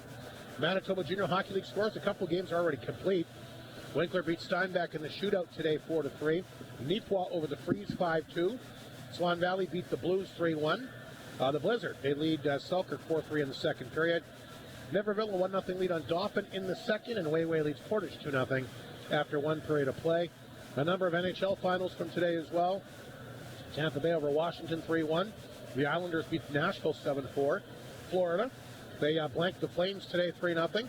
Montreal looking for their 4th straight win. They lead Buffalo 3-2 in the third. Columbus a 5-3 lead on Detroit in the third period. Boston's also winning today as they beat Pittsburgh 3-2. Ottawa ahead of San Jose 3-2 in the third. Philly and the Jets 1-1 in the third. Edmonton leads Carolina 2-1 in the third, and St. Louis a 3-1 lead on LA. That is in the second period here today. We mentioned, of course, the provincial U11 hockey championships happening here in Flin Flon. We got Flin Flon playing tomorrow. The top 4 was Neepawa, Swan Valley, Burden, and Flin Flon. Dauphin came 5th, followed by Portage 6th, La Paw 7th, so sets up matchups for tomorrow. Portage will take on La Paw. That's the first game, followed by Swan Valley against Burden, then Neepawa against Flin Flon. Flin Flon will play another game no matter what. If they win that game, they would move to the final at 4:45. If they lose that game, they would go to the bronze medal game, which will be played at 2:45 tomorrow. So great to see the Pets Reds Bombers doing well. Northland Ford Bombers also in action this weekend as they are down in St. Claude. They're on the ice right now, actually, taking on Portage. They have a loss and a tie. They had a tough start. They got beat by Winkler yesterday 11-1, but did come back with a 6-6 tie with Brandon earlier today, so they could win that game tonight here against Portage and give themselves a chance to play, obviously, into the playoff rounds coming up tomorrow. So that's what's happening with your Frontline Sport and Leisure out-of-town scoreboard here tonight. Once again, the Mustangs are from the Bombers 1-0, and it'll be really interesting to see how Flin Flon comes out to start the second period. Yeah, they've got to get a spark under their belt here and really come out hard, fast, score that goal that we talked about, and I think they have to get more physical. And I think they tried. Well, here's the thing, Mike. You got to get more physical, but you got to be smart about it. Well, I was just going to say that. You're right, Rod. They did get physical, but they were penalties, and they were penalties. You can't really charge a guy from now. No, when I say physical, I don't mean to play dirty or to take penalties, but to make it hard for them and have them looking over their shoulder. And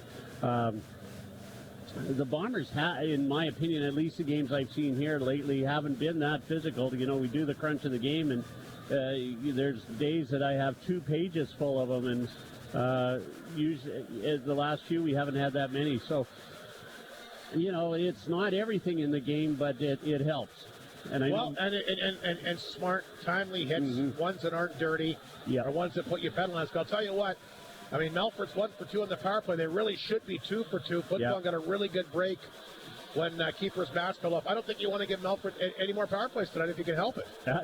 It's hard enough to score on them as it is 5-on-5, let alone when you're trying to kill a penalty against them. And again, we've mentioned it, but they are down a ton of players. And 8 regulars are out of their lineup here tonight. And they don't look like they've lost a step. Very similar to last year. They won the league championship with a lot of players injured and with a lot of young players on the ice. So, they're really well. It's a great organization and a well-coached organization.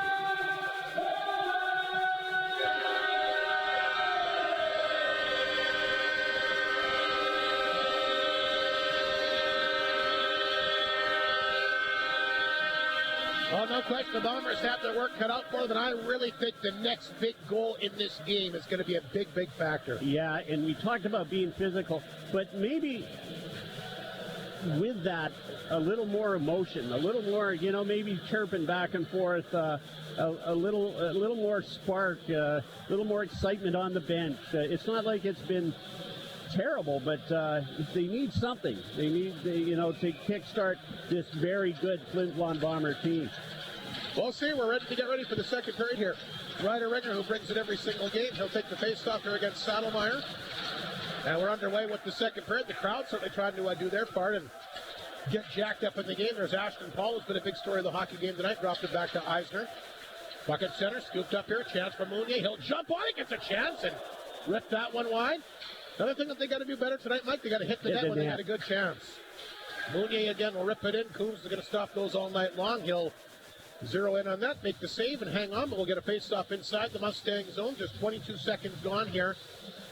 I was going to mention that, Rob. How many pucks did the Bombers put over the net in that first period? 5? Well, the only chance, it was interesting because after, during the break, I was chatting with Ben Tompkins, the Melfort play-by-play guy, and he mentioned the same thing. He said, that a lot of shots from the outside. He said that one chance by Gruner was really the only, and he put it a mile over top of the net. Yeah. That was pretty much the only chance that was in close. I really didn't remember it because he didn't hit the net. Yeah, exactly. I do remember. Kotai will pick up the puck back of the Melfort net. He'll swing that pass. A good one to Belton up the left side. Belton having a terrific year. Flin Flon's been able to hold him at base so far, though. And like I mentioned in last night's broadcast, he killed him in the finals last year. He's one of those guys that stepped up with all the injuries that they had. Gruner will throw a body check on Hutchinson. Puck laying back of the Bomber net. They work it back out front. Nice job by Leffert to get it out of the way. Here comes Gruner. Nice pass over to Semp. Semp will try to catch up with it. Thornton is there. He'll take him off the play. Here's Belton. Belton throws it back of the net. Over to Thornton. Thornton will poke that ahead. He's got that big reach. And that's grabbed here, and Kotai will send it back inside the Flin Flon zone. Lepper dumps it back this time for Tachuk. He had a guy on him. He'll get it back. Lepper. And mounts it to Semp. Semp to Cormier. Back to Semp down the wing. Semp trying to work it in tight. Throws it in. Goes over the net, over the glass, and out of play. I thought Stinton had it, but it might have hit his hand and went over the glass. Anyway, blown down with a minute and a half gone here. In the second period, a 1-0 Melfort lead, and the pace is kind of slowed down. They're really just flying out there. Everybody just trying to throw as many big hits as they could either way. And a little bit of a slower start in the second. Stinton will take the face off here. Against Shepard inside the Mustang zone. The left of Christian Coombs, who really hasn't been tested at all in this game. No. I don't think he got tested. He makes a good save in the second period last night, but didn't have to face near the amount of chances that his counterpart keeper did. Malfoot's going to get a chance because Coombs gets caught under the net, but he falls down on the puck. So a rare mistake there from Christian Coombs. He goes behind the net there, guy gets handcuffed, but with that big frame, he falls down. The puck just seems to hit him, doesn't it? It sure does. He's a big boy, and I was listening to Coach Blevins talk about his size and his strength, and I was looking at him during the national anthem with his mask off. He is looks like a chiseled young man. Like I said, he's the Andre Vasilevsky of yes, this stage. Yeah, absolutely. Bombers win the face-off, comes right back to Hunks. His shot, once again wide of the mark, and Coombs might have been screened on that one. Mustangs back up the ice. Here comes Ashton Paul across the Bomber line. He'll stay with it. Paul lost a handle, got it back. Turner, a chance, fires it off the chest pad that time. The keeper. Rebound will come all the way outside the zone. You can see the keeper kind of lost sight of it after it hit him. I think he's still having trouble with his mask there. I was looking, I thought the same. He had a little bit of a tough time there. I think he's having trouble with that mask, which has already come off once here tonight. Ashton Paul flips it back deep in the zone. Turner moves it ahead to Cox. Cox will flip it up the right side. Here comes Ashton Paul. Stood up that time, but Saddlemeyer will pick it up. He'll rip it back in. Big body check there. Ewan took him out along the boards. Melfort wanting a penalty here. They've had a ton of injuries tonight. They don't want to see anybody else go down, and Saddlemeyer is shaken up. Really struggling. Here's Alexander, a hard shot. And the save made, and the Melfort bench is not happy with the officiating crew. Did you see the hit, Mike, in front of the bench? Yeah, it was a tough one. Was it a penalty? I don't think so. I wouldn't have called it a penalty. Trevor Blevins certainly doesn't agree with you. No, he wouldn't. 17-18 to go. I didn't see it. I just heard the crowd react. It was behind the plate, yeah. He's well, like I said, they've had a ton of injuries here. I don't think you can afford, as good as they are, I don't think you can afford to lose many more guys. Rob, I maybe it's just me, but have you seen Ryder Muka on the ice? You know what? I haven't. Since early in the game. Yeah, and he's on the bench, though. There he is right there. Is that not him? Standing beside Keith Gruner there? Yes, I think it is. We'll see what happens. Here's the puck back to the point. Yakimchuk's shot. That got blocked by Hutchinson. Comes up. That's Buke on the bench. There it is. Just haven't noticed him, maybe. I'm not sure. Yeah. Yakimchuk.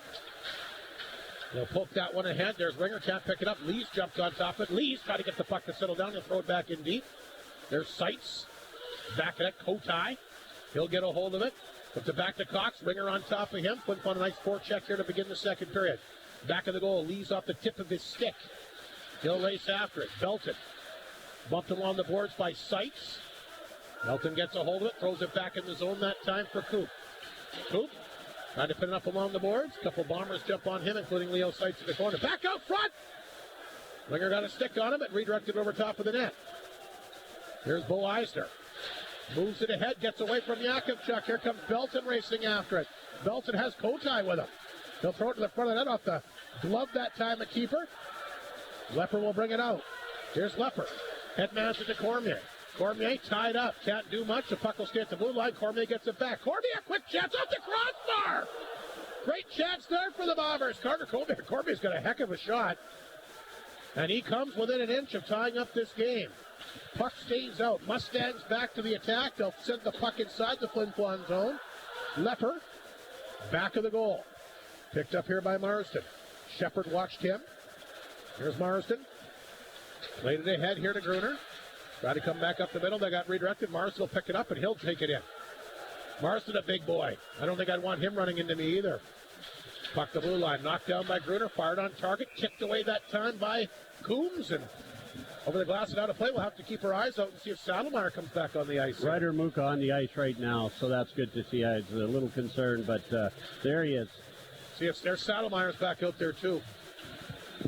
So 15 and a half to go in the second period. Flin Flon getting a little bit of momentum here, and we're an inch away from tying the game. A good chance there from Carter Cormier. But the puck stays out. What a hard-working shot that was by Carter Cormier. Yeah, he had to go all the way back to blue line, pick it up, and work his way back in. But he can shoot the puck very well. He's a great player, Carter Cormier. Piccinino set for the face-off here against Saddlemeyer. Comes right back here to Hunks. His shot wide again. Flin Flon can't hit the net tonight. Here's Cox. Hit hard at center ice. There's a nice body check by Piccinino. Bombers will set it in. Step will come down on Andrusiak. He got up the boards. Cut off that time by Ringer. Bouncing puck to the blue line. Marsden a chance. That got blocked. Here's Ringer picking it up. Somebody lost the stick here. Back out front. Marsden. That redirects off target. Ringer. Back of the goal for Seth. Pass out front. It'll roll to the blue line, and Shepard will poke it out.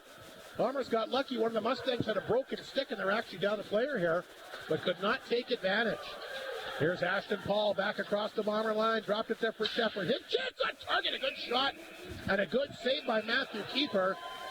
Shepard dumped out front from Marsden, who's been making a bit of a statement here in this second period. It's kind of surprised he didn't get a penalty on that one, Rob, but maybe that's what we're talking about, just a little physical. Yeah, that stick, I'm not sure which Mustang it was, but it exploded, and he went back to the bench, which I don't know if it's the right thing to do, but it seemed to work out for them. Shepard will take the face-off against Gruner back in the Flin Flon zone. And the right here of Matthew Keeper. Again, a 1-0 Mustang lead. Flin Flon trying to get back to get a chance here. A 3-on-2 rush led by Tanchuk. Tanchuk tried to throw that out front. Turner blocked it. Muka in there. He can't knock it down, but it comes back to Gruner. From the blue line, a knuckleball, and Kuhn stopped that. Rebound picked up by Turner. Turner lost the handle. Gruner took it from him. He'll kick it back in deep. There's Turner. Around the boards it goes. Scooped up here by Patterson, and he'll get it out. Gruner played that one back to Holmes. Back up the boards from Muka. Too far. Here comes Unger. He'll pick it up. Unger really kind of in the shadows of some great Melfort defense, but is a pretty good D-man in his own right. As Township will put that on target. And the save made here once again by Coombs. And Flin Flon, if they can, have tried to need to get some bodies in front and try and screen Coombs. But you're never going to score on him from that far out. I was going to say the Bombers are playing a far better start to this period, but they're winning some puck battles. They're getting shots, but they're all from the outside, like you say. They're winning puck battles, and that's part of it. But you got to get shots on net, and you got to get people in front to make it tough for Coombs. Face off inside the Mustang zone. That puck redirects, but stays in. Belton knocked it down. Alexander took it from him. He'll throw it right back in. Coombs and Lynette stopped it back there for Eisner. Here's Eisner up the boards. Dropped it back. A good pass along the right side. Melfort across the line. They'll poke it towards the front of the Bomber net. Knocked away here by Lepper. Lepper up to Alexander. Alexander flying down the right side. Will dump it in deep. Looking for Ewan. He breaks his stick. Penalty coming up against the Mustangs. It'll be a slash. Otai's going to get it. And he breaks the stick, so Flin Flon is going to get a chance here on the power play. Here's hoping this power play goes a bit better than the last one. Yeah, that was a slash on that stick that broke. Yeah, the start to this period has been a lot better, so maybe that penalty kill sparked them a little, and a little aggression by Marsden doesn't hurt either, as long as you don't take penalties. Ken Mansell, the offensive power play contestant, gets his products at Walmart. Good luck to him. Off the face-off, Ringer will knock it down. Flin Flon's third power play of the night. They're 0 for 2. They'll get the puck in deep for Gruner. He overskated it. And a good job that time by the Mustangs to push the puck down the ice. That was Ziola. Flin Flon back the attack. Behind Semp, but Ringer will pick it up. Ryder Ringer across the line. Here's Hunks. Feeds it to Lepper. Quick shot blocked again by Shepard. Ziola doesn't have a stick here. Here's Ringer. Back out front. Lepper against it. Fires it off the mask, and look out!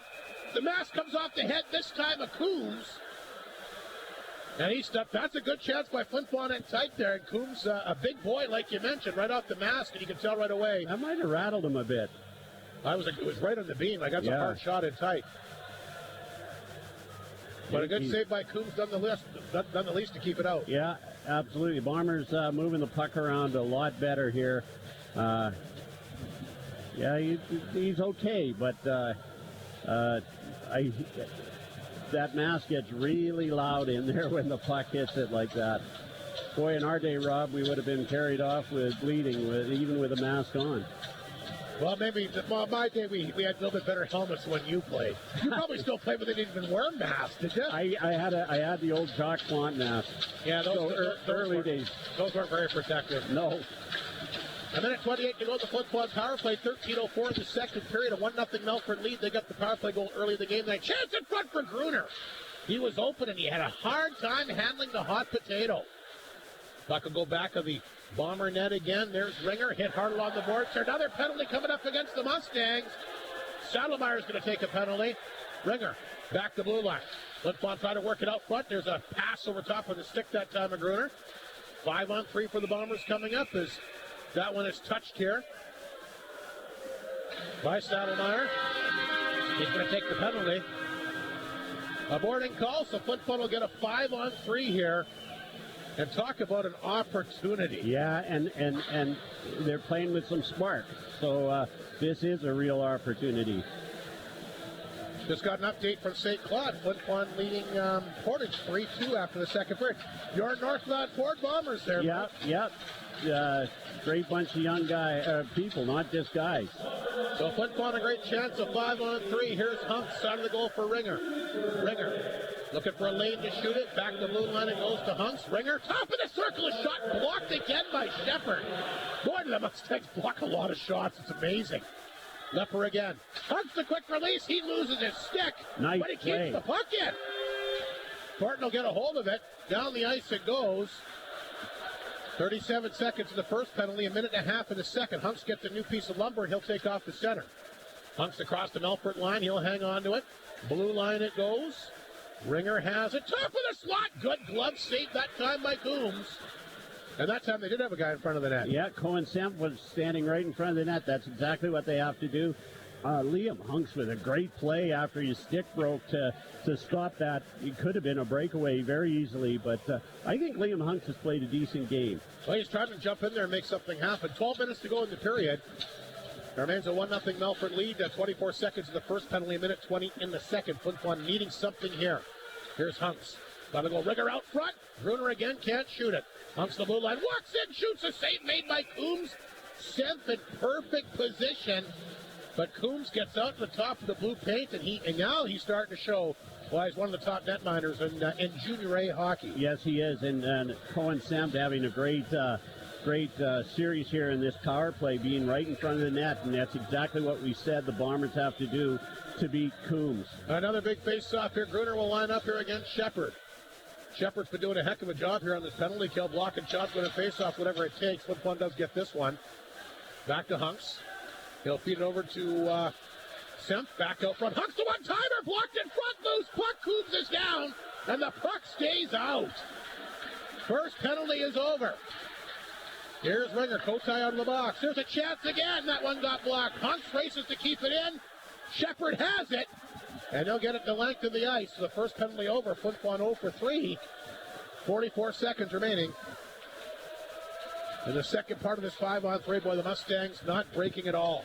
Here's the pass to Ringer. He's been the catalyst. Back across the line, made a nifty move. Left it there for Lepper. Back to Hunks. Pass out. Ringer. Good save that time. Coombs races over and gets the blocker on it. What a stop. Ringer in the corner. He'll pick it up. Ringer back and out front. There's a chance by Ewan and turned away again by Christian Coombs, standing tall. Puck set the length of the ice. 10 seconds to go in the Flin Flon power play. Boy, Christian Coombs, incredible goaltending. He didn't have a lot of tough shots to face, but he's been dynamite on this power play.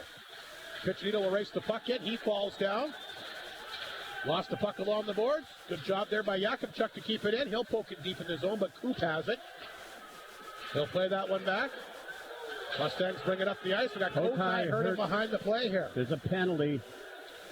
I guess Flin Flon was due to take one after they've had the last 3 power plays. I'm interested to see what he calls here. High stick. Yeah, it is going to be a high sticking penalty. All I saw is that... will it be 2 or will it be 4? They're going to check Kotai to see if he's bleeding. Just 2, I think. Yeah, I just caught the end of that. It looked like Carter Cormier, they just got tangled up, but obviously the referee saw a high stick, and Mike Reagan wants to have a word with the ref. Well, the Bombers come up empty on that 5-on-3 there, Mike. Another great opportunity here for the Mustangs. Bombers did, the power plays looked pretty good there, but I guess at a 5-on-3 you should get some shots, right? Yeah, it did look good, though. But Christian Coombs looks even better. Saddlemeyer wins the face-off. Mustangs with a 1-0 lead. Have a power play goal by Ashton Paul. Go back to work here on the power play. Speaking of Ashton Paul, he's got the puck just inside the Bomber line. In the corner. Gets it back. Paul. Saddlemeyer in the corner. Saddlemeyer to the blue line. That's picked up here by Unger. Unger's got some room. He'll hang on to it. Here's Unger. In the corner to Ashton Paul. Back to Unger at the left point. Spins. That one gets blocked by Lees. Off his ankle, and they'll blow that one down as it comes straight up and hits one of the lights here at the Whitney Forum. A minute and a half remaining in the penalty to Cormier. Shots are now 20-11. Yeah. Trevor Blevins is showing a lot of confidence in Ashton Paul. Ashton Paul obviously is impressive. Yeah, he's had number 1 minutes here on the power play. Yeah, and they had him on the point there where they put a lot of the top scorers. He's now playing forward, but yeah, he's getting first team power play minutes, which. Again, the injuries, but he's really showed something this year with the Melfort Mustangs. Saddlemeyer set for the face-off here against Ryder Ringer. The face-off deep in the Flin Flon zone. The left of the goaltender keeper off the draw. Gruner will get the puck to the moon line, but held in here by Unger. He'll drop it back to Ashton Paul. Paul top of the circle. Drilled that one wide.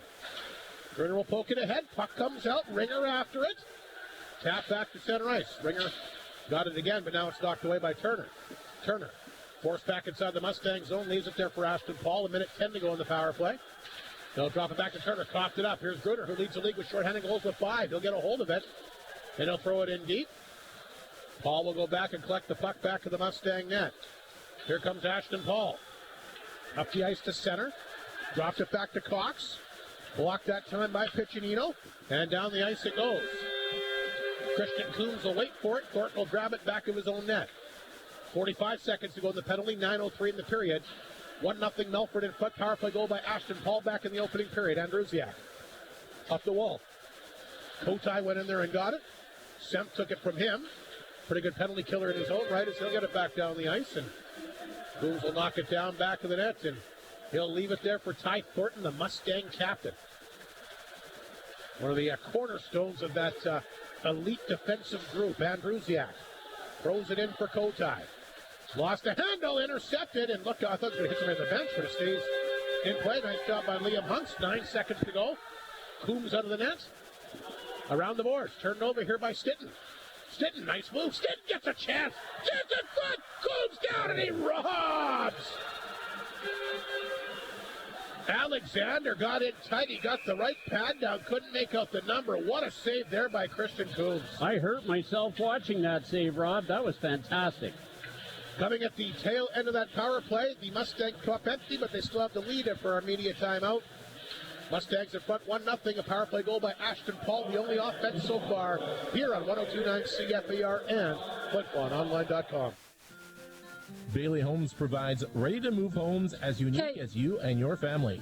They'll be at the 102.9 CFAR Trade and Leisure Show this spring to answer any questions you may have, whether it be from the quality of the build to the care of the move. Let Bailey Homes make your dream home a reality. They have the experience delivering custom-made homes to the north. Find out more by calling 1-855-773-0217 or visit bailey-homes.ca. Chicken Chef wants you to get a jump start on celebration season. That means weddings, grad parties, family functions, wind-ups, and more. Chicken Chef knows that nothing says celebration like eating well. Have them cater your event that you'll be too busy doing everything else for, and you know it will be handled professionally and deliciously. 10 seconds. Call 687-3779 or pop by the restaurant to put together something special suited to your needs and taste. Chicken Chef, where memories are made. 8:13 to play in the second period. It remains a 1-0 Melfort lead. Neither team been able to get going on the power play here in the second. The Bombers play a great opportunity, 5-on-3, but came up empty. Here's Nelson. Back of the net. Puck came, looked like it was going to come out front, but it hit a stick, went back of the net. Picked up here by Muka. That got knocked down. Then Muka lost the handle. Nelson at the blue line. Holds it in. Throws it back inside the Flin Flon zone deep where it's picked up by Holmes. Back at Shepard on top of him. Mounier. He'll get a hold of it. Now he'll flip it ahead. Cormier tried to redirect that to Gruner. He's tied up here. Coop and Shepard both try to dig the puck free. It's laying in front of the Bomber bench there. Picked up here by Cormier, but it got blocked. Cormier, of course, hit the crossbar back in the second period. That's as close as football's come to scoring tonight. Holmes will send the pass to Muka. Try to get that one to Gruner, but didn't get any wood on it. It was behind him. A bad pass, and Melfort will get the puck the other way. Here's Turner. Back up the middle, tapped in by Saddlemeyer. There's Yakimchuk around the boards for Ewan. Chipped to the blue line. Held in by Unger. Yakimchuk had to be careful. Cox on him, a big collision there. Inside the Flin Flon zone. Yakimchuk, though, stays on top of it. Good work by Pierce Yakimchuk. Up the boards to Ewan. He'll clear it ahead. Here's Skitton. Nice move there. Skitton, a 2-on-1. Skitton, Alexander. Skitton, toe drag. Shoots, and then it's blocked at the last second by Turner. Oh, he made a real nifty move there. But the defenseman, Turner, able to get a piece of it and knock it off target. It's just been the way it's been for Flin Flon. They just cannot score a goal. Unger. Looked pretty good, though. There's Ashton Paul. Back in his own zone. Dropped it back to Turner. The pass to Cox. He'll redirect it back in the Flin Flon zone. Marsden races in there. Big collision with him and Kotai back of that. Hutchinson's there. Goes in front out. Kotai off the side of the Bomber net. Picked up by Ringer. Good pace surge. He gets to Piccinino. Piccinino to center. He'll flip the puck inside the Mustang zone and go in there like a torpedo. Runs into two guys. Puck is behind him in the corner. Picked up by Piccinino. Oh, man. There's a penalty, Rob. One of the Bombers is down. It's Cohen Sent, but he's getting worked over here. Trying to find out what number that is. It looks like it's number 20 for the Mustangs, which would be Andrusiak, the D-man. You know, we talked about a spark. They're going to give the penalty to Thornton, though, the captain. We talked about a spark needed for the Bombers. Cohen Sent has been that spark this period. He's been getting in front of the net. He's mixing it up there. He's had a very, very good period. Cross-checking a penalty against the Mustang captain. Power play number 5 for Flin Flon, if you're keeping track at home here tonight. What a rush by Wyatt Stinton. Yeah, boy, that looked good. I mean, give Thornton, he got a stick on it the last second, but boy, he addressed the other defenseman. Bombers win the face-off, comes back to Hunt's a shot. That just missed. That hits, I think, Cohen Sent out front. I think that's going to be the puck that's going to have to beat Coombs. You're not going to beat him with a straight shot. You're going to have to get a deflection or a screen. Mustangs will clear it back down the ice. Here comes Hunts after it. And he'll pick it up back at the Flin Flon zone. 5:42 to play second period. A minute and a half in the power play. Ryder Ringer for Flin Flon. Bank pass to Keith Gruner. Been quiet here. Gets it back to Seth. There's a nice shot and a good save again. I thought he had Coombs maybe going the other way, but he found a way to get a piece of his equipment on it. Comes to the blue line, knocked it down. Along the boards for Lepper. Shot over top of the net. Hit a stick. Again, the Mustangs block a lot of shots. Owen Seth worked it back out front. Here's Lepper to Liam Hunks. Quick chance shot. Rebound is there. Picked up and cleared down the ice once again by Turner. Power play looking good, but they can't put a puck in. Hunks will go back to get it back of his own net. 58 seconds to go in the power play. Just under 5 in the second period. 1-0 Melfort in front. Been a good period by Flin Flon tonight, but I've not been rewarded with a goal as of yet. Andrusiak knocked it down back of the goal. That's picked up by Unger. He'll flip that ahead to Ziola. Ziola knocked it down. Now he gets it and sends it back towards the Bomber blue line. Tanchuk waited for it. He blocked it. He'll take off. Here's the Bomber captain across the Melfort line. Throws it out front. Kicked away that time by Coombs. Rebound set the length of the ice. Keeper stopped that. He'll corral the loose puck back of the goal. There's Tanchuk. Up the boards to Lees. Feeds it back to Piccinino to center inside the Mustang zone. Long shot. Coombs has got it. And Flin Flon really skating hard this second period, Mike, but he's having a little bit snake bit, I think. Yeah, 26 to 12 shots. The Bombers have, they've had penalty help, but they've really controlled this period. Christian Coombs coming up big. And let's face it, he's getting the help from his friends, too, because they're blocking a ton of shots in front of him. Yeah, they blocked a lot in the first period, too, but a lot harder shots this period. How many sticks did the Melfort Mustangs break in that first period blocking shots? They blocked a few here in the second, too, so 26-12 the shots, like Mike mentioned, 16 seconds ago in the power play. Face off back to the Mustang zone. Back to Joey Lees. There's a shot. Speaking of shot blocks, Belton blocked that one. It'll come back to center. Tanchuk to Lees. Feeds it across to Piccinino. He wasn't sure where it was. Throws it back. Hotai with the interception here for the Mustangs. He's inside the Flin Flon zone. Power play is over. Flin Flon 0 for 5 in the game. Mustangs throw it back in. There's Tanchuk. Battling with Hutchinson deep in the Mustang zone, or deep in the Bomber zone, rather. Comes back up front to Belton. He's tied up. Can't get a shot away. Puck grabbed here by Hutchinson. Hutchinson in the corner. He'll hang on to it. Back to Andrusiak at first. Spins, fires. I think keeper got a piece of it. Puck is now at the back of the Bomber net. It pops off there. Belton picked it up. Back to blue line. Knocked down that time by Eisner. Shot blocked here by Corbett. Can't get the puck out. He'll get another chance, and he loses the handle, but it comes back to the Melfort blue line. Here's Andrusiak.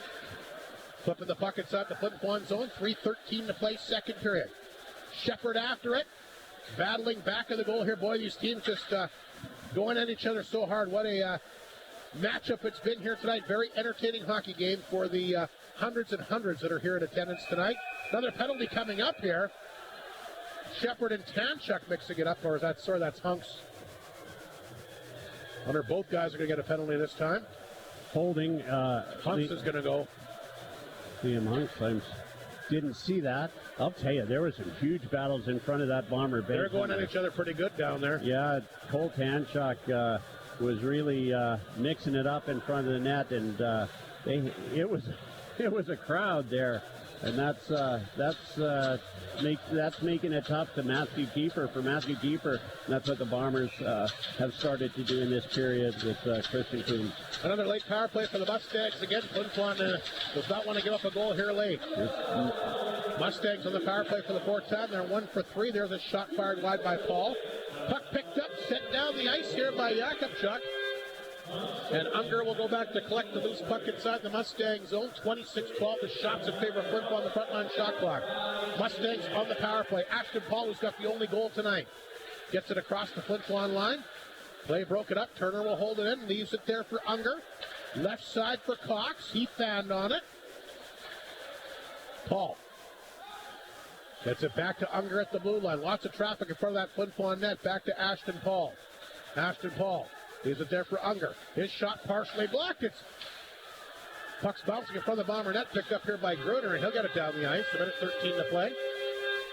Or a minute 13 to the power play. 2:06 to go in the second period. Melfort with a chance to add to their lead on the power play. Here's Ashton Paul, the goal scorer. In over the line, got held up, and puck is stripped away, set down the ice that time by Ryder Ringer. I don't know if I've ever seen Ryder Ringer have a bad game. No. Thornton's got it. He'll skate outside the zone. He's to center. Here comes Thornton. Drops it back to Belton. Throws it in for Thornton, the D-man. He'll pinch in there. He goes down hard. Puck at the side of the net. Mustangs after it. They shell it up front. Good play there by Ryder Ringer to knock it away. And he's come down the ice one-on-one here against Andrusiak. Here's Ringer. Hanging on to the puck. Gets away from Andrusiak, which is not easy to do. Gets a little assistance here from Kotai, but great penalty killing here by number 23 of Flin Flon, Ryder Ringer. Lepper went for the steal, but missed the puck. It comes back in Flin Flon territory. Mounier will tap it ahead. Winds up on the stick of Andrusiak. 13 seconds to go in the Melfort power play. Just over a minute to go in the second period, and a very good penalty kill here by Flin Flon. Thornton will pick it up. Here comes Thornton to center. Thornton across the Bomber line. He'll dump it in. Power play over. Lee's knocked it down. Hit Belton. Gruner will get it ahead. Here's Hunks on the box. A 2-on-1. Hunks and Gruner. Hunks down the left side. Gruner takes the pass. Back at her. What a save. Rebound. He's got that too. Oh, Christian Coombs. Another two gigantic stops here. This guy might be bionic. He is just absolutely in the zone. Two beautiful saves again. He had a big shoes to fill with the departure of James Venn, and boy, this guy has been able to get in there and play admirably. Flin Flon after it again. The puck is loose in front of that Melfort net. Bruner hauled down. The fans wanted a penalty. Good work by Alexander to try to get it back out front. We have 13 seconds to go. You in a big body check. Puck comes the blue line. Into the glove. There's a save by Christian Coombs, who's got to be the story of this second period. He sure has. I think that probably should have been called a penalty, but it wasn't. Yeah, Christian Coombs, just unbelievable. How about those two saves he just made? Oh, yeah, Creep Gruner in alone, and yeah, the rebound he got on Hunks as well. Yeah, absolutely. 9.5 left, Rob. Look at that, 50-50, 9,600. Tanya and her team doing another great job. Here's a big face-off deep inside the Mustang zone. Melfort will win the face-off. Got behind Cox, but picked up here by Unger. He'll lift it up the boards. That's picked up here by Saddlemeyer. And he and Piccinino collide, and that'll do it for the second period. But boy, I thought Flin Flon played as good as you could play, but they just could not solve Christian Coombs. No, they can't, and it's going to be interesting to see if this goalie standoff continues. They held Melfort to 3 shots in the second period. They played great. The Bombers were great. I'm interested to see if Christian Coombs leaves. No, he's not leaving yet. Flin Flon outshot the Mustangs 21-3 in the second period and remains a 1-0 Melfort lead. Yeah. After 40 minutes of play. Christian Coombs, like I said, huge shoes to fill. They thought the sky was falling when James Venn left and bolted out to that league out in BC. Got a scholarship of being a terrific goaltender. I mean, I think he's the best goalie in Western Canada last year, in my opinion. Yeah, I totally agree. But I'll tell you what, this Christian Coombs, Mike, I don't know if Ben would be playing any better than he would be tonight. They're not missing him, at least tonight. No, they're not missing. Speaking of that, BC, did you see that? Carter Anderson, 4 goals today. He's having a great year. Yeah, it's worked out pretty well for him. Yeah, it has. We'll take a break. The second intermission show coming up for the co-op. Hopefully they'll turn the music down and we can actually do an interview here. But anyway, we'll take a quick break, come back with the second period, no other goals to talk about. We'll come back and chat about some stuff we saw in the second period. But entertaining hockey for sure. Yeah. Great game between these two teams, it always is. Melfort continues to lead 1-0 after 40 minutes. And you're listening to Crate Furniture Flin Flon Bomber Hockey on 102.9 CFAR and FlinFlonOnline.com. There are many reasons to get new furniture, but if you need some help convincing yourself, after this, it's Furniture is there to show you some new and interesting items that may just scream you. Got it. Furniture is the backdrop to our lives, for sitting and sleeping, but also to express our sense of style. And as our needs change, so should our furniture. You can stop teasing yourself with pictures of someone else's stuff. Drop into Creighton Furniture today and get some drool-worthy pieces of your own. They're here, they're local, and they have it all. Creighton Furniture, make it your first stop. Whether you're waist deep in snow or just itching to head out into the bush, find the perfect power sports product at Frontline Sport and Leisure. There isn't a more knowledgeable staff to put you on the ideal off-road vehicle or snowmobile. Find the ride or the parts you're looking for. Plus, Frontline has all the gear and clothing to keep you warm and dry. Call 688-3333 or visit them on Coronation Drive in Creighton at Frontline Sport and Leisure. Every show binged, eating 8 times a day, and walls are starting to ramble at you. Last one. This is cabin fever, and And it's time for Shane's. How about picking up a new acoustic skill with a new crisp guitar or a booming drum set? Or bring those big family game nights back with a new game for any age. Stop the walls from talking to you and beat down cabin fever with selection unlike any other. Shane's at the Otinike Mall will beat those indoor season cabin fever blues. Take charge. Head to Shane's at the Otinike Mall. Well, a great period for the Flin Flon Bombers. Unfortunately, not rewarded with any goals here. And boy, Christian Coombs, he's the story of that second period. I mean, he made some really, really nice saves. He sure did. And the Bombers came out a little more physical, like we were hoping they would do. And that's what they had to do. Rob, you said that to kill that penalty at the end of this first period was a big. They killed another one here at the end of this period. And another big factor in that second period that we didn't see in the first tonight, Flin Flon was winning those puck battles. In the first period, Melfort won almost all of them. Yeah. The second period, I mean, again, and the perfect architect, the table setter, Ryder Ringer, one of the best all-around players in the league. This guy works his can off. Doesn't matter what end of the ice. It doesn't matter where it is. He's out there, and he kind of, I think, set the tone. You mentioned Cohen, Seth was working. I think they're all working hard. Can they get a puck past Christian Coombs tonight? I guess we'll find out. The penalty kills look good. Their power play looked good on the 5-on-3, but it's maybe struggled in a few other stanzas. And it might be, I think you're going to have to get an ugly goal by him. I don't think you're going to beat him with a clean shot. Like a lot of goalies, and it's got to be ugly. It go off the butt, go off the head. Who cares as long as it goes in the net? So no goals to report out in the second here tonight. Just the one goal in the first. Ashton Paul, that one standing up, his sixth of the year. Turner, the lone assist at .254. The Mustangs 1 for 4 on the power play tonight. Flin Flon 0 for 5. And since we've been talking about the power plays and penalties, I'm going to ask you, do we see the referee put his whistle away for the third period tonight, Mike? What's your gut call on that? That's a great question. Sometimes I think they should. Sometimes I think they shouldn't. This is too close a game. I think he puts it away. See, I thought the first period was a lot more cheap shotting going on by the two teams than what I saw in the second period. Absolutely. I totally agree. So I'm interested to see. I don't think you're going to see a ton of unless somebody does something stupid. Yeah, and you know, at a 1-0 game, they'd be stupid to do something stupid. So it's been an entertaining game here tonight. Once again, at 1-0. Ashton Paul, his goal, .254 in standing up. Matthew Keeper, not to take anything away from him tonight, Mike, but he didn't have to make a lot of saves in that second. He only had 3 shots. Yeah, it was two different stories of 2 different periods, and Matthew Keeper really not tested at all where Christian Coombs was. And let's go back to that 2 saves after one after another. Gruner and then Hunks. Yeah, unbelievable. So, really interesting. It's going to be a fun second period. So that's a story. Period. That's a story after 40 minutes of play. Again, it's the 1 goal by Ashton Paul.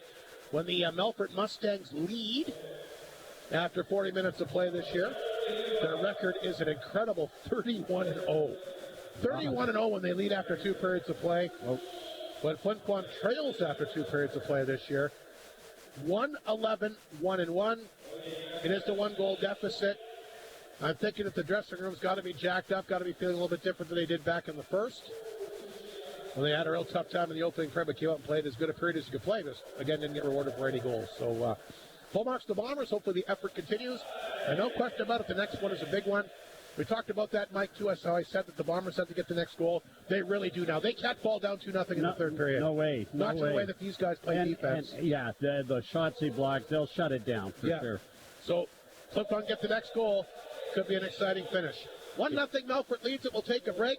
Adam Ricard going to join us. Of course, one of the coaches for the Pets Reds Bombers, but also the tournament coordinator here. Yeah, he's done a great job. And not only that, technical wizard for us on Flow TV and the scoreboard and all that.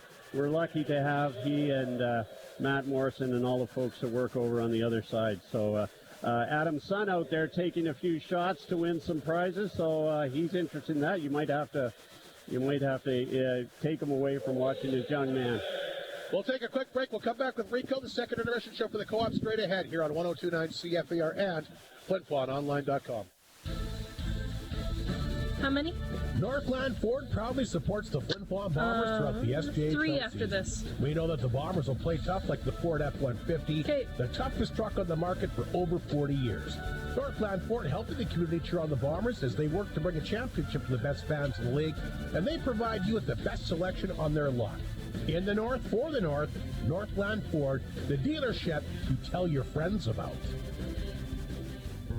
Chicken Chef wants you to get a jump start on celebration season. That means weddings, grad parties, family functions, wind-ups, and more. Chicken Chef knows that nothing says celebration like eating well. Have them cater your event that you'll be too busy doing everything else for, and you know it will be handled professionally and deliciously. 10 seconds. Call 687-3779 or pop by the restaurant to put together something special suited to your needs and taste. Chicken Chef, where memories are made. Alrighty, welcome back to the second intermission show here at the Whitney Forum. As promised, Adam Ricard will join us. Of course, one of the coaches for the Pet Friends Bombers, and as well as the tournament coordinator. Let's talk about, we had a chance to talk to you, I guess, a couple times leading into the event, Adam. It's here, and it's been going strong the last couple of days, and I know you've been really blown away by the support you've gotten from the community. Yeah, the community support, Rob, it's been outstanding, better than expected. And I don't know why, because this community pulls together, Rob. Nothing short of amazing. Our sponsorships have been amazing. We had over 400 people to our first game against Dauphin. And somebody come and they pulled me aside after the game and they said, you know, we thought that this was a Flin Flon Junior Bombers playoff game. We had the horns going. Everybody had their noisemakers. There was horns everywhere. We scored with about 48 seconds left, and the lid came off of this place, Rob. It was fantastic. Never been a part of something like that outside the Junior Bombers organization. So it's been really special for these kids, and they're really embracing it. And I've said it a few times. It's like a shot in the arm when the community comes out to support these players. And we've seen it right there. It was unbelievable. Well, we talked about that because I had a chance to talk to you last weekend, and I said, and we talked about it was great for all these kids to come up here and experience the Whitney Forum. That is, and I talked about that, a game that none of these kids will have. You're never going to forget. You play a minor hockey game in front of over 400 people. Exactly, and I mean, like we've traveled now. We're at U11, so we've gone to a whole lot of tournaments so far. To see 400 people out to a U11 hockey game, Rob, it was something special, I'll tell you that. And, we got to thank the community again here for coming out and showing their support. Like, we don't do these things on our own. And to play in front of that many people, like the school divisions, the Flin Flon School Division and the Creighton School Divisions, they were generous enough to bring students to us. And the community matched it, right? Like, they come out in droves. It's been support, like, that we can't describe the level that, that we've had from this community. Well, you talk about Flin Flon stepping up all the time. One of the ways they always do that is with business support. I know you've had a lot of sponsorship for this tournament. We have. It's been fantastic, Rob. Like our penny parade, so we drew at 5 o'clock here today. I think we had total 23 packages. My wife made them all up there. She wrapped them in the cellophane. Just remarkable packages. We've given away PlayStation 5s, TVs, Winnipeg Jets package, Rob. Wow. Slushy Ninja machine that makes some cool slushies. I guess it's the new trend right now. Donated by Minor Hockey. It's just been fantastic, Rob. So our community support through our sponsors, it's been unbelievable.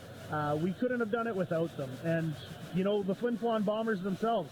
99 tickets they gave out for all the kids here. You've seen it in the... Yeah, they're jam-packed over there pretty good. Yeah, they were making noise. They're ruckus. I've had dads and moms come up to me and say, like, I can't believe that this is a junior hockey facility. So, I mean, it speaks to the level too, Rob, like as a recruiting tool. Like, people want to come here. I've got parents from Portage La Prairie. I've got parents from Neepawa, a few from Dauphin who have never made the trip up farthest north here.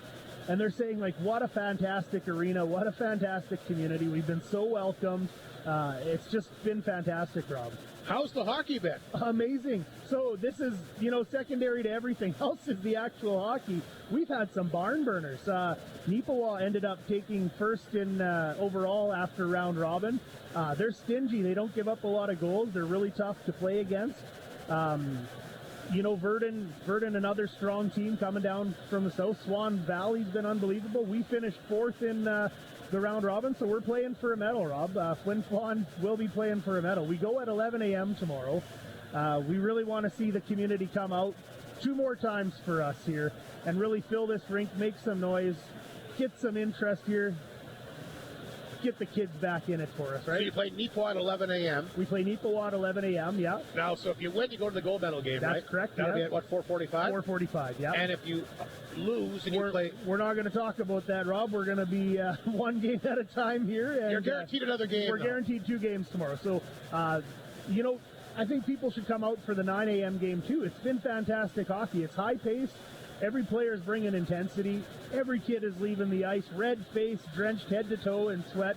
It's been perfect, the perfect scenario here for hockey in Flin Flon. Have you got any representation from Hockey Manitoba here to kind of see how you guys are making out? Because I know we discussed as well using this as a benchmark to host other provincial championships. Right, so we don't have a representative from Hockey Manitoba, but Harvey Bolton's here. Tanner Bruff from the region is here. Dave McPherson on behalf of Flin Flon Minor Hockey is very involved. So after everything, when we're going to do a report for not for minor hockey, we're going to do a report for Hockey Manitoba, and we're going to get these numbers out to them just to show them how successful it is, that we can make a go of it in the North, Rob, that these are successful tournaments, that players love coming here, and we have stuff for them to do.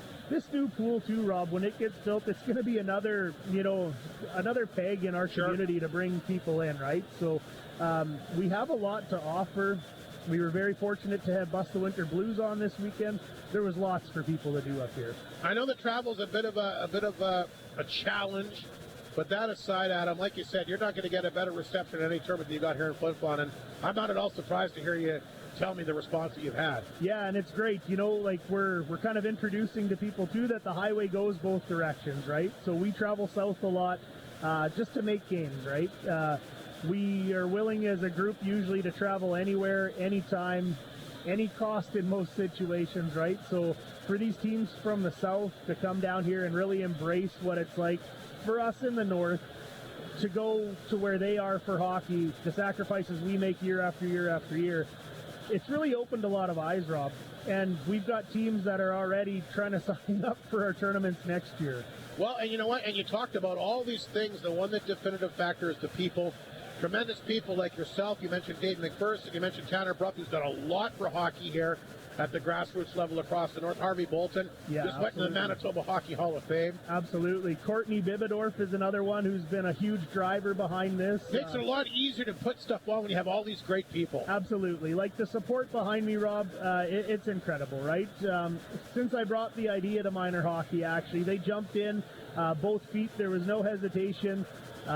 It was always, how could they support me? What can we do? And it's been nothing short of remarkable. So, I mean, it's playing out on the ice over the weekend here, and it's great. Our team has been fantastic, and I'd really like to see more of this moving forward. Well, and I guess you mentioned Bust the Winter Blues. You got a Bomber game here, too. It gives the kids a chance to come up and see hockey at a high caliber. Absolutely. We're going to call the Victoria Inn after this, have them keep the pool open late for the other teams here. So maybe they'll go get some swim on and be a little more tired than us tomorrow. We'll see what happens.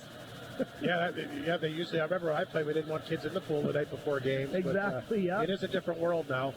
Anything else you'd like to mention, and just any other thank yous? Anything else you want to kind of wrap up here with, Adam? Feel free to do so. So I want to thank the teams for coming up, first and foremost.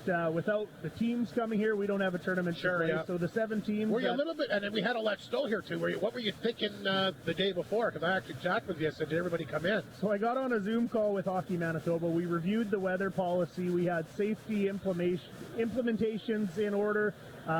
You know, they told us safety comes first and foremost in any of these events. If we've got to play games Monday morning, that's the sacrifice we're going to make. It would have sucked. Thankfully, the weather held out for us. The Highways crews, definitely they get a thumbs up and a high five here from Raphael maybe in the morning. And thumbs up and a high five. Everybody made it here safe. We had a bus breakdown. Luckily, Neepawa's bus broke down. They were super close to another small community. That community stepped up, got them here. They were, I think, 3 or 4 hours from home. So everybody made it here safe. And yeah, so first off, thank you to the teams that came up. We can't do it without them. I want to thank minor hockey. Their support, like I was saying, this doesn't happen without their support. Right. So minor hockey, we need to thank our sponsors again. We can't thank them enough. They've stepped up. They've gone above and beyond, just like they always do in Flin Flon. I want to thank the community as well for coming out, continuing to come out, and as many are going to come out tomorrow, I'll thank them in advance. And then our volunteers. I got to thank our volunteers, of course. I know you were looking for a lot of people to help you. We did, and you know what? We haven't had a single spot go without a volunteer. So our volunteers have really stepped up. And you know what, Rob? You deserve a big thank you as well. You've been pumping the tires on this, not just for this, for everything in the north. You've really done a phenomenal job. You're always there. You're checking in for scores. You're reporting it to the people. We can't do these things without you. The community just doesn't know about these things without your voice on the air. So, Rob, thanks so much for getting it out there. We really do appreciate it. You don't hear it often enough, but it's, it's something.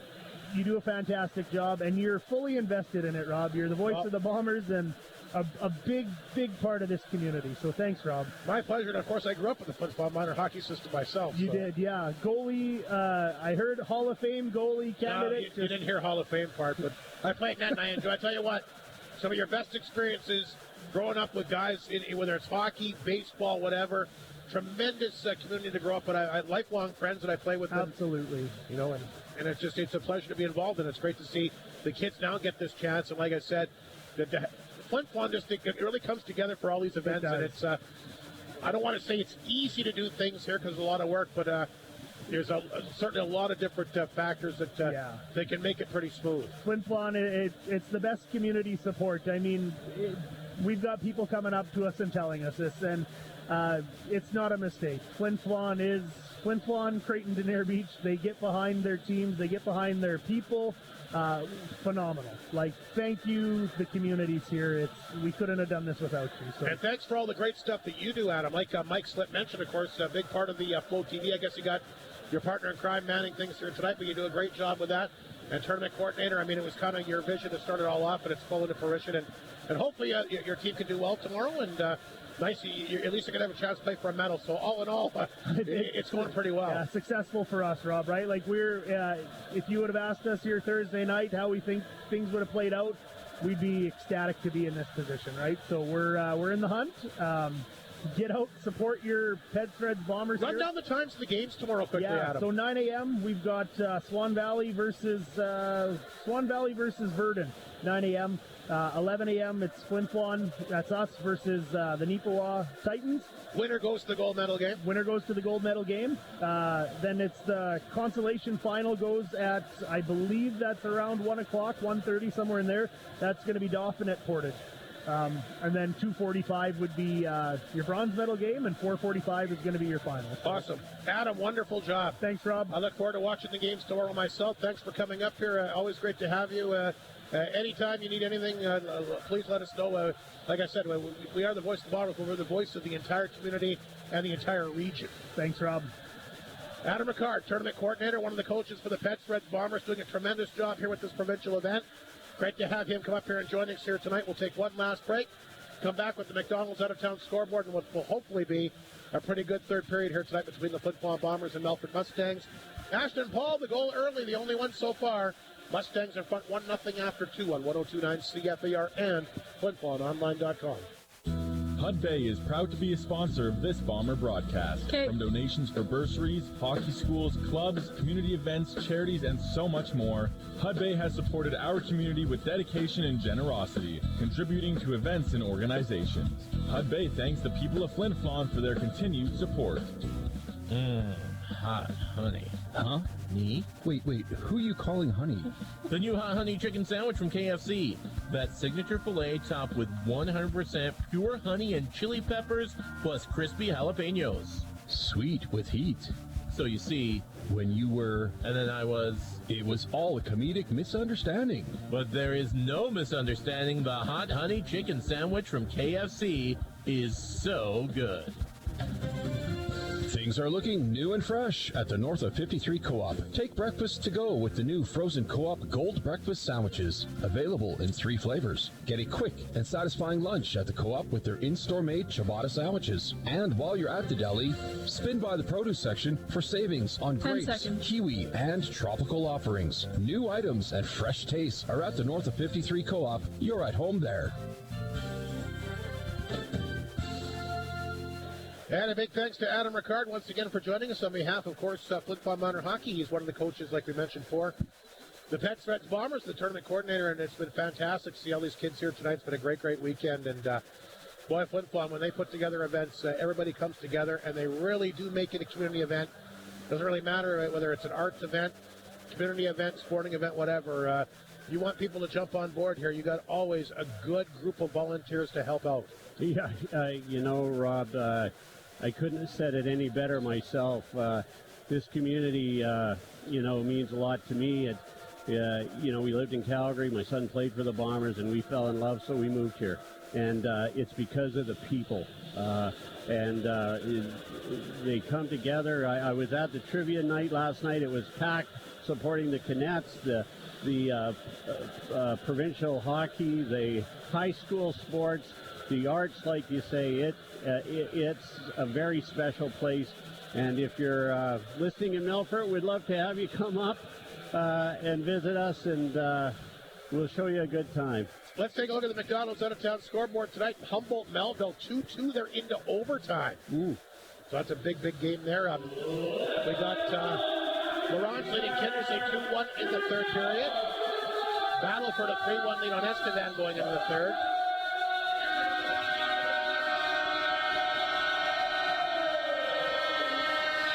Check out the NJHL scores here tonight. Like I said, a number of games are final already in the NJHL. Winkler's beaten Steinbeck in the shootout 4-3. Nipawin over the Winnipeg Freeze 5-2. The Stampeders double up on the Blues 4-2. The Blizzard, another way victory. They won last night. They win again tonight. They beat the Steelers 5-4 in the shootout. Niverville Dauphin 2-2 in the third.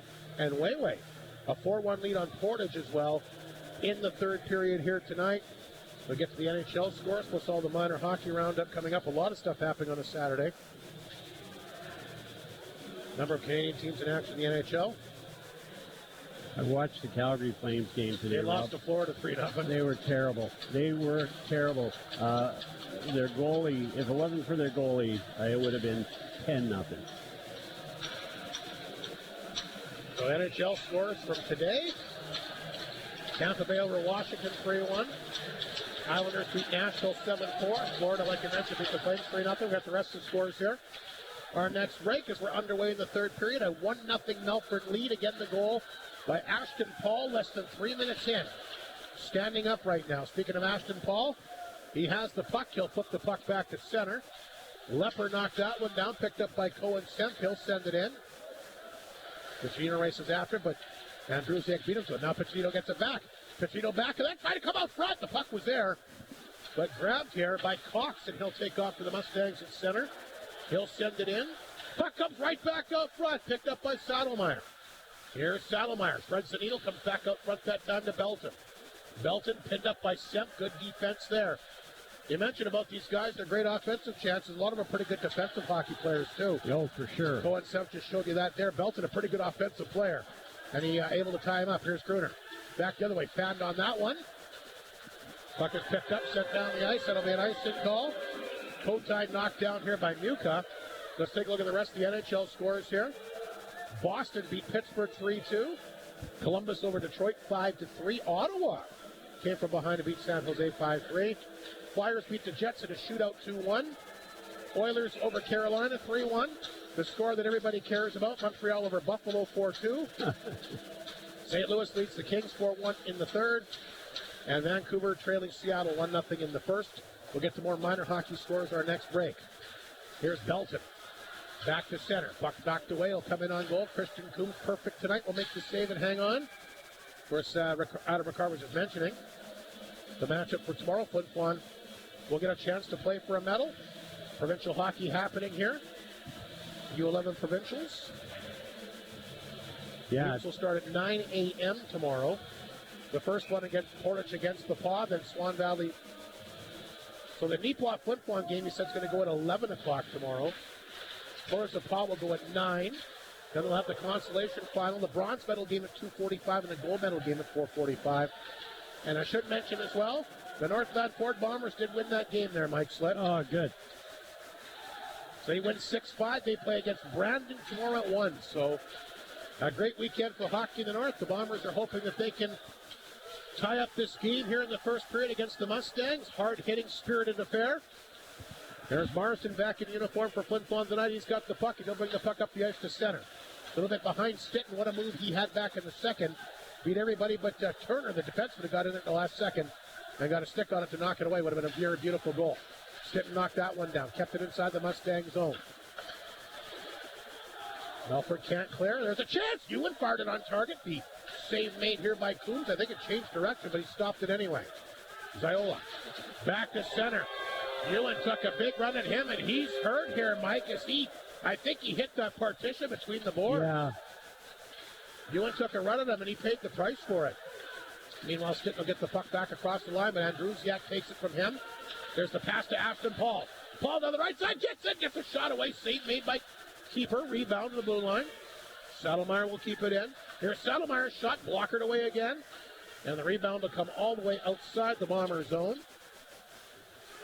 Puck picked up here by Coop. Feeds it back to Ashton Paul. Lost a handle. Sykes will hold it in. Andrusiak, though, knocked it down. Then Ringer came over and tried to take it from him. They battle away. Puck bouncing. Stays inside the Mustang zone. Leo Sykes after it, battling with Coop. They tie up. Ringer knocked it down back of the net. Try to come back out front. Here's Ashton Paul. They'll flip that one ahead. Saddlemeyer to center. Lepper back to take it from him. Here's Holmes. Back to Ringer. Throws it out front. Lees tried to get there, but Eisner able to get in there and redirect it away. Puck back of the Melfort net. Piccinino continues to whack away at it. Tight checking affair here early in this third period. Ashton Paul still out there. Hasn't been able to get off the ice. He might be a little bit tired. But he makes a good play to knock it down and get it back inside the Flin Flon zone. There's Hunks. Feeds it back to Tanchuk. Outside the zone, he'll find Piccinino to center. Piccinino across the line, fanned on it. Anthony Piccinino throws it back in deep, but right on the stick that time of Turner. Turner's got it. Up the ice it goes. Here's Hutchinson barreling down the right side back in Flin Flon territory. In the corner for Kotai. He'll rip that over top of the net. Have we had a whistle? We've only had, I think, one whistle in this entire third period. Boy, that was interference there, Rob. No, we haven't. Here's Unger, the Melfort D-man across the line. Gets a chance. Bouncing puck in front of the net. Keeper's got it. You got your answer about the refs putting their whistles away. Gruner was interfered with blatantly and didn't make the call. Maybe the right thing. I think in a 1-0 game and tight and so much on the line, right? That you want the teams to decide it if you can. As long as they're consistent, you're absolutely right. And like I said, unless somebody doesn't do something that's over the top, right? Yep, exactly. Face off inside the Bomber zone. Here's Ziola. Ziola spinning away from Tanchuk in the corner. Try to come back out front. That's knocked away. Knocked down along the boards that time by Lowe, one of the two APs tonight. Thornton shot. Off the glove that time. A keeper. Rebound back and out again. The Mustangs about 8 regulars in their lineup. But Boyer still hanging in there with a 1-0 lead here tonight. Icing call against the Bombers. Blown down with 15:30 to go in this third period. Yeah, that second period was a fun one. The first period was a little scrambly. Bombers having a hard time getting going, but shots 32-15. They just can't get it past Coombs. I think it's going to have to be an ugly one to beat him. I know I sound like a broken record, but, but that's what it he's so is. dialed in. And he's shown that again here tonight. And he played good last night, too. I don't know any other way to explain it, Rob. Puck will come outside the zone. Marston and Paul mixing it up down from the Bomber bench. Marston trying to be a little bit more of a physical presence since getting back in the lineup tonight. It's been a long time since we've seen him. And he actually got injured in a practice. It wasn't even a game. Yeah, geez, and it was a bad one. He got hit in the head with a puck, I believe. Yeah, he got a concussion out of it. Coming off the ice. He ties up with Ashton Paul. Boy, Ashton Paul's had a great game tonight. He's got the only goal. Could have had 2. One called back due to the helmet coming off keeper. That could be a big factor in this game as it moves on. It is so far. You're absolutely one of the biggest factors so far. You're hit it right on the head. They're going to go to center ice with the face-off as Piccinino will take the draw here against Saddlemeyer. Saddlemeyer, a big part of the last night's game for the Mustangs. Again, had a couple of goals. Another guy that battles hard every single game. Flin Flon will chip it back in. Going to roll in this time on Coombs, taking no chances. He's got it. He'll smother that puck and hang on with 15:15 to go. Yeah, Joey Lee's racing in there and looking for that rebound, but Coombs corralled it and created the face-off we're going to have here. Keith Gruner going to take it, of course. directing traffic. Gruner, Muka, and Cormier is the forward group here for Flin Flon. Kamchuk and Marston on the back end. And somebody move quickly. They're going to move, I think, Muka out of the face-off circle. Gruner. The Cormier goes in to take it, wins the draw, gets it back to Yakubchuk. Shot partially blocked. Muka gets a chance and gets a shot away, and Christian Coombs stopped him. He had Andrusiak all over him and still got the shot. Somebody loses a stick. It's Ashton Paul. The players have been losing sticks. They've been broken. They've been flying out of guys' hands all night long. Nobody seems to be able to hang on to the lumber, but Paul right back on top of it. Played that one ahead, boys. Ashton Paul, who have played a ton here tonight. He doesn't seem to leave the ice. No, he doesn't. Yakubchuk back of the net. He'll leave it there for Keith Gruner. Gruner up the boards. That's picked up by Muka. He'll head man it to Cormier. Cormier made a good move. Cormier hangs on a shot. There's a good chance at Titan. Christian Coombs right there again. Square to the shooter. He'll make the save and hang on as the Bombers have hit 35 shots in the game. 35-15 the shots in favor of Flin Flon here on the front line shot clock. Still got Humboldt-Melville even in overtime. They must be going to the shootout. It's still 2-2. Millionaires looking for their 11th straight win. They could be tough to play in the playoffs.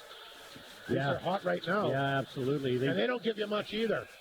That'd be really interesting to see Melfort play Melville with the way that both these teams play good defensive style. I was talking to some fellow co-workers, and we all said Melville scares us a little bit. Well, if it's the way things are lining up now, I mean, York and Melville could meet in the first round. Yeah, it's both. Now that would be something. Yeah, both good teams. York had really been decimated with injuries, but a good hockey club for sure. And I've gone through a ton of adversity this year. Here's Sykes. Yeah. He'll dump it in, try to chase it down himself. So the playoff races heating up as we're down to the final two games of the season. And like I mentioned with Trevor Blevins last night, like I've commented to Kyle McIntyre, the league president, Mike Reagan, whoever, the SJHL, in all our opinions, the toughest Junior A league to win. And this year it's going to be really interesting to see how the playoffs go. Mustangs keep the puck deep inside the Flin Flon zone. Mounier, he's couldn't knock it down. Coop will go after it. He'll pick it up and knocked off the play. Puck will roll back in the Bomber net. Picked up here by Leopard down to 13:47 to go in this third period. That redirects off a leg. Comes right back in front of the Bomber net. Mounier leaves it there for Leopard. Tried to hit Ringer, but he couldn't knock it down cleanly. Puck comes back to center. Grabbed here by the Mustangs, Ziola. He tried to get going. Semp took it from him. Semp across the Melfort line. He'll hang on to it. Cohen, Semp. Good work along the board. Bo Eisner hasn't pinned up Ziola. Wasn't sure where it was. He'll get a second chance, and he will get it out this time as it comes back to Bomber's side instead of the Mustangs really bearing down and not giving Flin Flon much. Puck is chipped in deep. Here comes Coombs out of his net. Open target for Cormier. A chance! And that redirects the blue line. Coombs got back late. Boy, Cormier gets that cleanly. He might have scored. Puck will come right back in front. Mustangs clear. And a roll back at the Flin Flon zone. Kamchuk there to get it. That's the second time we've seen Coombs get caught tonight. The only mistakes he made in really the last two games. Andrusiak forced back in the Mustang zone. He's got it. Played it ahead to Saddlemeyer. Saddlemeyer to center. Quickly across the Bomber line. That play broken up here by Hunks, but Paul after it again. Puck flipped around the boards. Alexander colliding here with Cox. Stinton will get the puck to center. Now Andrusiak takes it from him, and he'll lift it back inside the Flin Flon zone. There's Mounier. Around the boards to Alexander. Try to chip it out. He can. After Paul throws it back towards the front of the net. Grabbed this time by Yakubchuk. He'll lift it off the glass. Andrusiak waited for it in his blue line. Taken down hard by Ewan. Here's a chance stop for Alexander. A shot. Kicked away by Coombs. Big rebound. Cox is there to get it. Puck comes back to center. Picked up by Marston. Back across the line on target. Marston after it. Coombs wanted to cradle that one, but it kind of got away from him. Went to the corner. Here's Thornton for Ashton Paul. Gets away from Alexander. Paul flips that back to Andrusiak. Andrusiak lost the handle, but got the puck outside the zone. Now Paul will knock it down. Ashton Paul to center. Back to Saddlemeyer. Saddlemeyer hangs on. That redirects off Yakubchuk over the glass and out of play. 11:31 to go, and boy, are these teams really battling it out here in this third period. They sure are. Nice to see ex-Bomber mother, Brandon oh shoot, I can't remember his name. Masson. Brandon Masson, a teammate of my son's. One tough cookie, Brandon Masson was. Yeah, he was. He was a crowd pleaser here for sure. Remember him vividly from a few years back. Puck flipped out. Melville has won that game, by the way, in the shootout. All three of their players scored. So 11 straight wins for the Melville Millionaires. And I thought a few weeks ago that they weren't even going to make the playoffs. They lost that game to Flin Flon in their own building. They looked horrible that night. But since then have reeled off 11 straight victories. Boy, Doug Johnson's got those Millionaires playing well. Yes. Oh, Tanchuk will redirect that puck up into the box. So with the 2 points tonight for the Millionaires, they are now 2 points behind Yorkton for fourth place. The Terriers do have 2 games in hand, but they're chasing Yorkton down. That could be big because if they meet in that round, you want to have home ice advantage, right? Absolutely. Mind you, the 2 places are only 20 minutes away from each other, Yes, but it's not a big travel. still, I think if you have that, you get the last change and all the other wonderful things that go with that.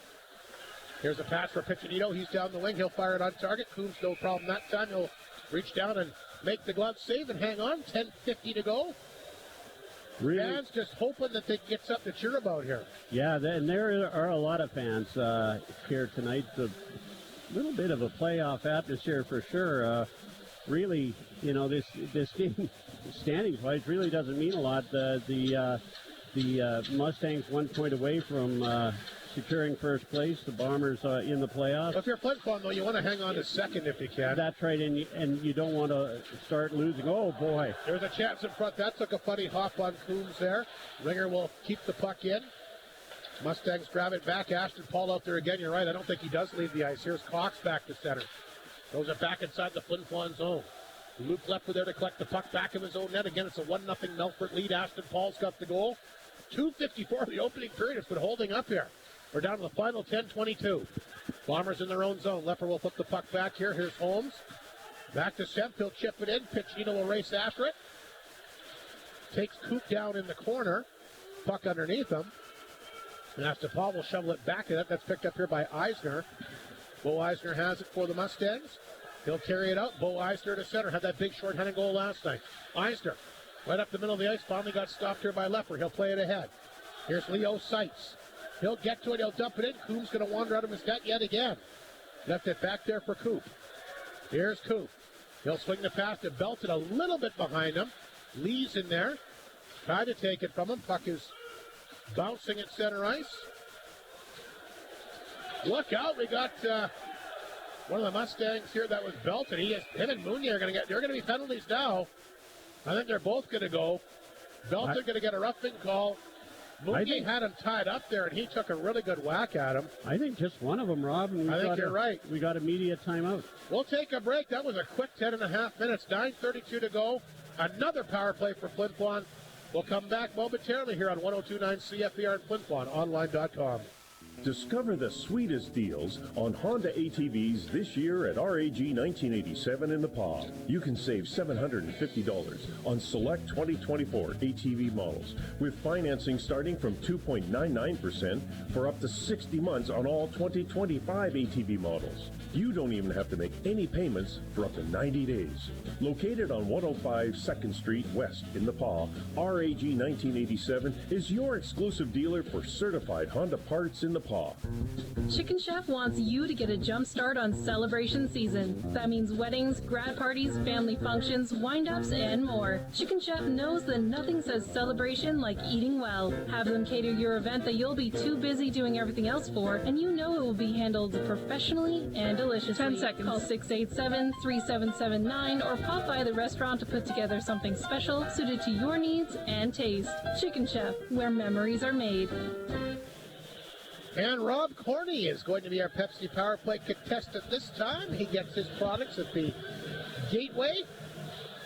Flin Flon, I think, very fortunate to get a power play out of that because both those guys were whacking away at each other. And Mounier took a little... And he was the retaliation guy. Yeah, that's usually the guy that gets caught. That's right. Mounier took a little slap at him afterwards. Belton will go off to the ref. It's the 6th power play of the night for Flin Flon. As we say, you want those referees to be consistent.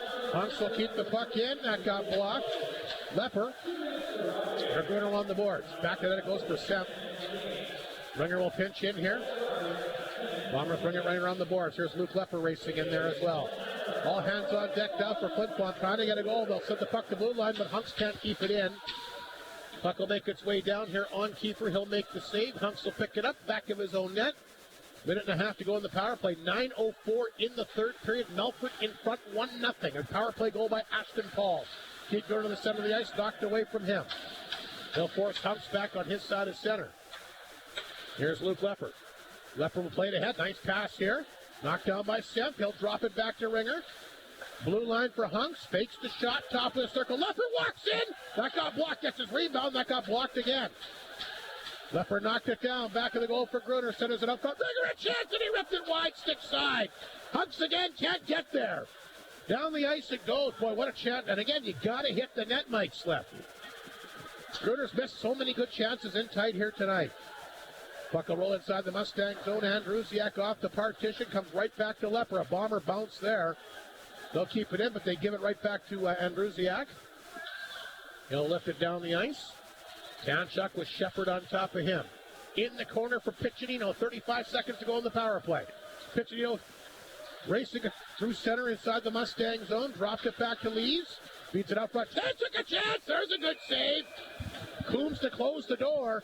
No rebound there, Mike Slip. If he does, it might be tied. Rhett Ewan sitting alone in front of the net. Yeah, a real nice move by Joey Lees on the blue line, too, to get that pass over to Tanchuk. And they are in getting to the net, so they're making it a little more tough for Mr. Coombs. 39-15 shots. Unbelievable. 24 seconds to go in the power play. Piccinino set for the face-off here against Saddlemeyer. Deep in the Mustang zone to the right of the netminder. Christian Coombs, the story of this game. Bombers kick it back to Tanchuk. Here's Lee's a shot, just missed again. Piccinino will pick it up, and he overskates it. And the puck sent back down the ice with just 13 seconds to go in the power play. Flin Flon in danger of going 0 for 6 tonight, and that does include a 5-on-3. Here's a drop pass for Tanchuk. Made a good move at his blue line. Gets it to center. Now he'll rip it in wide. Piccinino after it. Back to 5 aside. There's Ewan in there. Oh, he drills Saddlemeyer. Saddlemeyer gets right back up, though. He got hit hard, but he got right back up. There's a chance. That one blocked in front. It hit Coop and will come out. Mustangs looking for the puck at center. Picked up here by Cox. Cox to his off lane. Cox a chance! Save made. Keeper had no idea where it was. It just hit him. He used the defenseman as a perfect screen there. Here's Piccinino. Puck flipped back down the ice. And Flin Flon 0 for 6 on the power play, a big stat in the game. Yeah, absolutely. You know, that was a great play by Cole Tanchuk to clear that puck in front of Matt Keeper, who was down after making that initial save. Did that puck nearly hit us again, Rob? It looked like it. That was a tight one there. Quick period, 6:59 to go, 39-16 the shots, Flin Flon on the front line shot clock. The Bombers out shooting the Mustangs 9-4 here in the third period. They only had 3 in the second, I believe. Well, they got the one goal, and now the referee comes over and he wants the guys to back off. Unger knocked it down at center. That's picked up here by Turner. He'll rip it inside the Flin Flon zone. Turner got hit in behind the play by Alexander. Here, there's another stick laying there. Alexander's definitely made his presence felt here tonight. He doesn't hit guys. He just runs over them. Yeah. Mustangs come close there. Comes back out front. It's ripped wide. Here's the North Downford replay. Well, they're going to show the body check, but we're down to 6:38 to go. That one went off a stick into the netting, which I think was fortunate for the Bombers. So the face-off back inside the Flin Flon zone to the left of the goaltender, Matthew Keeper, who's probably had a tough time trying to stay alive in this game, but he hasn't had a lot of shots, like we said, in the last couple of periods. And that last one by Cox almost beat him. He had no idea where it was. Another lost stick. Shepard's got it, back of the net. Shepard comes back out front. Andrusiak a chance. Nice shot block that time by Alexander. We got a Mustang down in front. That's one of the APs tonight. That's Keegan Lowe. He was out front trying to cause a screen. Marsden lost his sticks. There's 2 Bombers out there without sticks. I don't know if I've seen a game where we've seen as many sticks broken or been lost. Laying on the ice. 6:22 remaining in the third period. Jam-packed Whitney Forum, but the Bombers find themselves down a goal against this very good Melfort club. Now Shepard will come in for the face-off here against Keith Gruner. Inside the Flin Flon zone, Hunks is drilled off the face-off that time by Ashton Paul. Next to Coombs has probably been the best Mustang tonight. He's got the puck. He'll work it back to Andrusiak. There's a chance. Didn't miss by much. Melfort realizes I think they're just one shot away from putting Flin Flon in a big pile of trouble. They can get a late goal here. They'll throw the puck right back out front. Paul was there, but he wasn't sure where it was. He knocked it down. Puck laying along the boards. Ashton Paul loses the handle. Puck flipped to the line, but Andrusiak will hold it in. Knocked down midair that time by Gruner by a high stick. And they'll blow it down with 5:47 to go. So 39-16 again, the shots in favor of Flin Flon here tonight. Again, we mentioned Melville winning in the shootout. 11 straight victory for them. It pulled to within 2 points down Yorkton for fourth. Kindersley's tied it, so it's 2-2. Clippers Ice Wolves late in the third, and Battleford continues to lead Estevan 4-3 late in the third. Big night at big weekend at Access Communication Center. The return of Marty Martinson to Battleford for the first time. Oh, wow. Lots of stuff happening around the SJHL. Here's a chance for Kotai inside the Flin Flon zone. He'll throw it out front. Stick save made here by keeper. Puck is loose out front. Mustangs were playing a little bit better here the last few minutes. They're actually starting to get some chances, get some momentum inside the Flin Flon zone, which they hadn't had a lot of it since the first period, but they're keeping the puck in deep. Finally done free here by Piccinino. He took a pretty good slash there. Got it back to Ringer. Here's Semp. Dropped it back to Ringer. High slot. He had Piccinino, and he can't pick up the pass.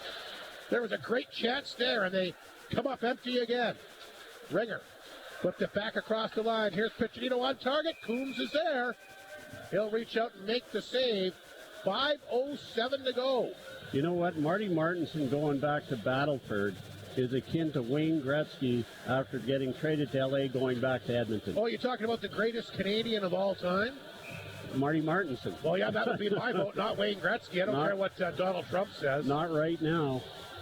Well, you know, guys like Terry Fox come to mind, the guy that discovered insulin. You know, a couple other guys that had impacts. Yeah. Don't get me wrong, great hockey player, but not the greatest Canadian of all time, in my opinion. Marty Martinson, you might have me on that one. Gruner picked that one up inside the Melfort blue line. He'll touch it exactly 5 minutes to play now. Time could be the enemy of the Bombers right now, Mike Slip. Yeah. We're gonna start watching. I know you'd pull keeper right now. Not in a 1-0 game, I wouldn't. No, I think it might be a little bit early, I think. Turner will pick it up. That's knocked out by Corby. He'll try to flip it right back out front.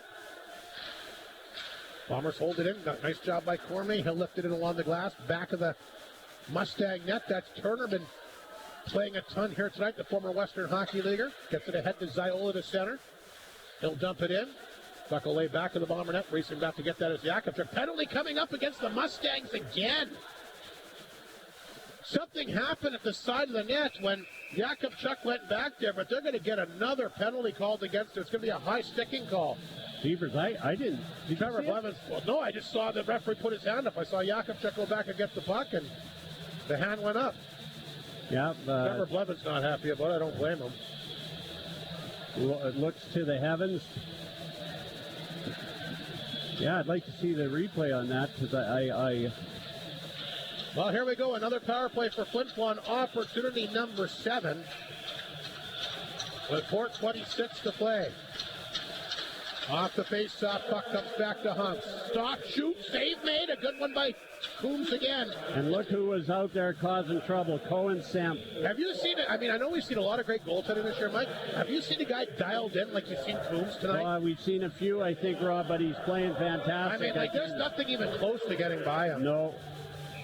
Gruner will take the face-off again here against Shepard. Shepard's been a good face-off man for the Mustangs. They'll blow this one down right off the hop as these guys square off against each other, but blown down pretty quickly. 4:21 to go in the game. 1:55 in the penalty. A high sticking call handed out here to one of the APs, Kieran Patterson. Ringer will keep it in. Back out front. Here's Leopard. Backdoor pass. They score! Power play goal. Cole and Step below 5-hole. And they tied things up here. Mike Slip singing his praises earlier tonight.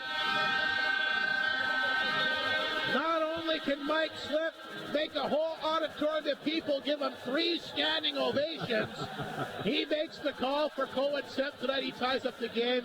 But what a pass there, Mike Slip, and quite the weekend for you. Yeah. Enjoy it. You don't have many like this. No, I don't.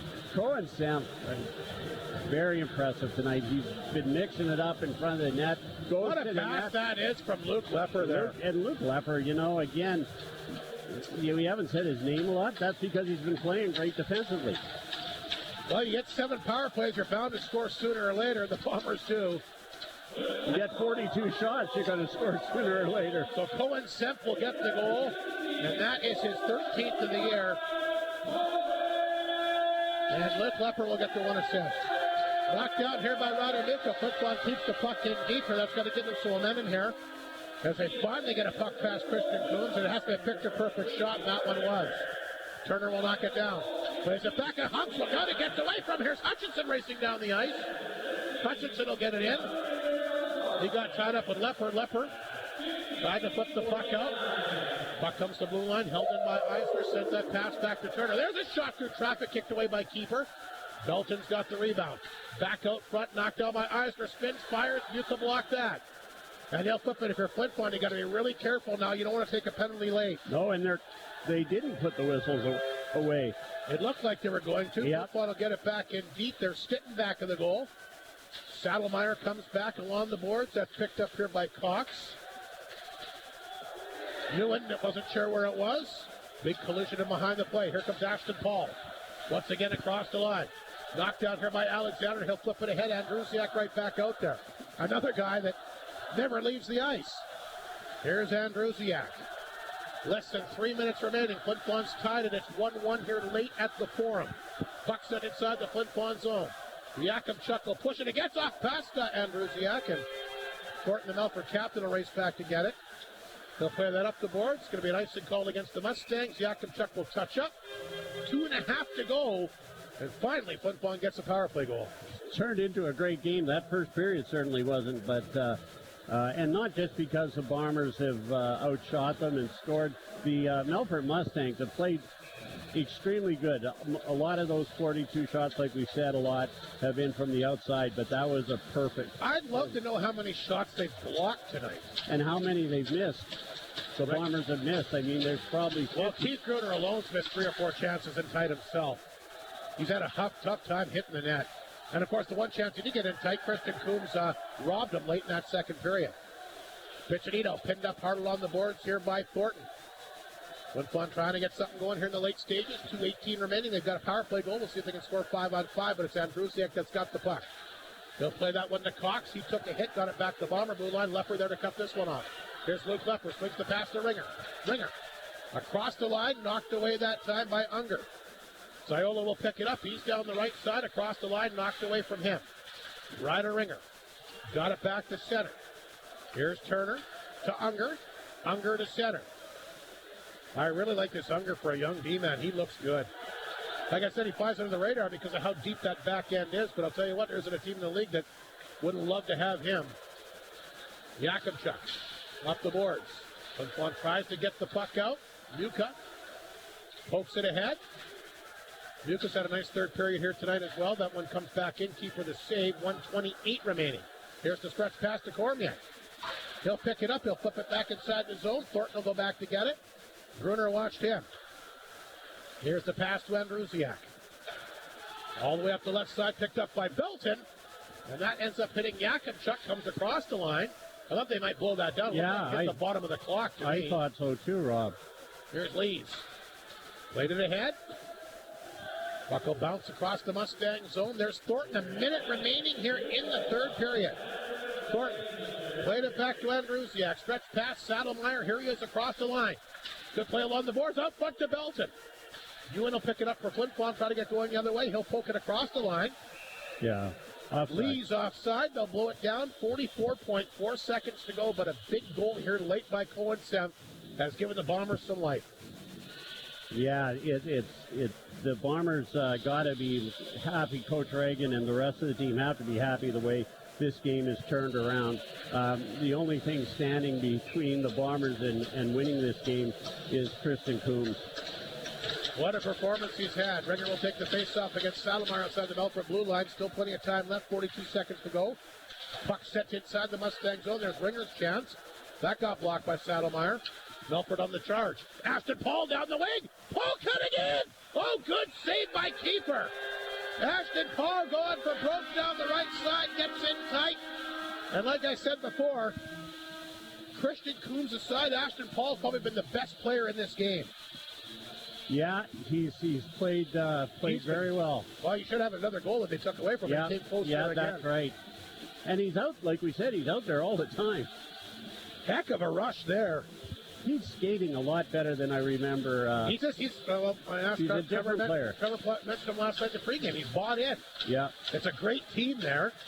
I think he realizes they have a chance to really do something special there again. And he wants to be a part of it. And he's been able to contribute and very, very popular in the dressing room. It's been a nice addition here for the Mustangs, adding Ashton Paul here earlier this season.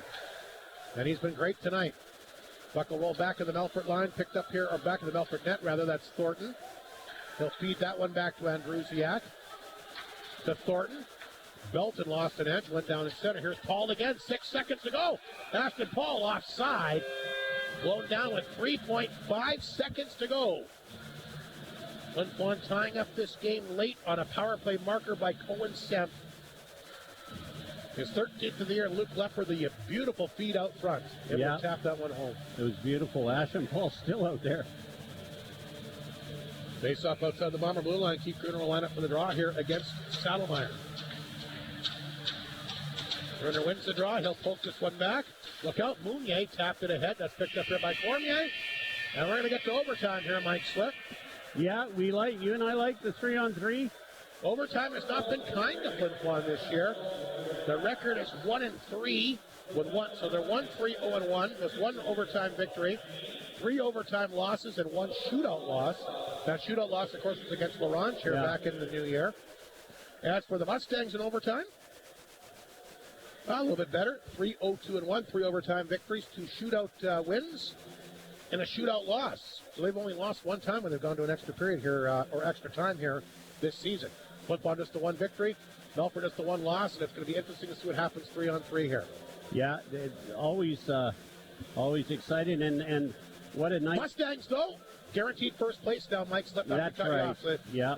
No matter what happens here in the extra period, with the point tonight, the Melfort Mustangs will clinch first place overall. Yeah, and I think that was a foregone conclusion, but officially, you're right, Rob, that's the case. Melfort Mustangs, first place in the regular season, well deserved. How many games they lose?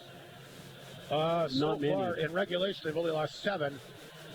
They've only lost 1 game in regulation at home all year. That's impressive. And they got 21 wins at home. They got 20 wins on the road. So I mean, they're good both. Yeah. I mean, he was kind of making light of his road play last night, but they're the best road team in the league too. Yeah.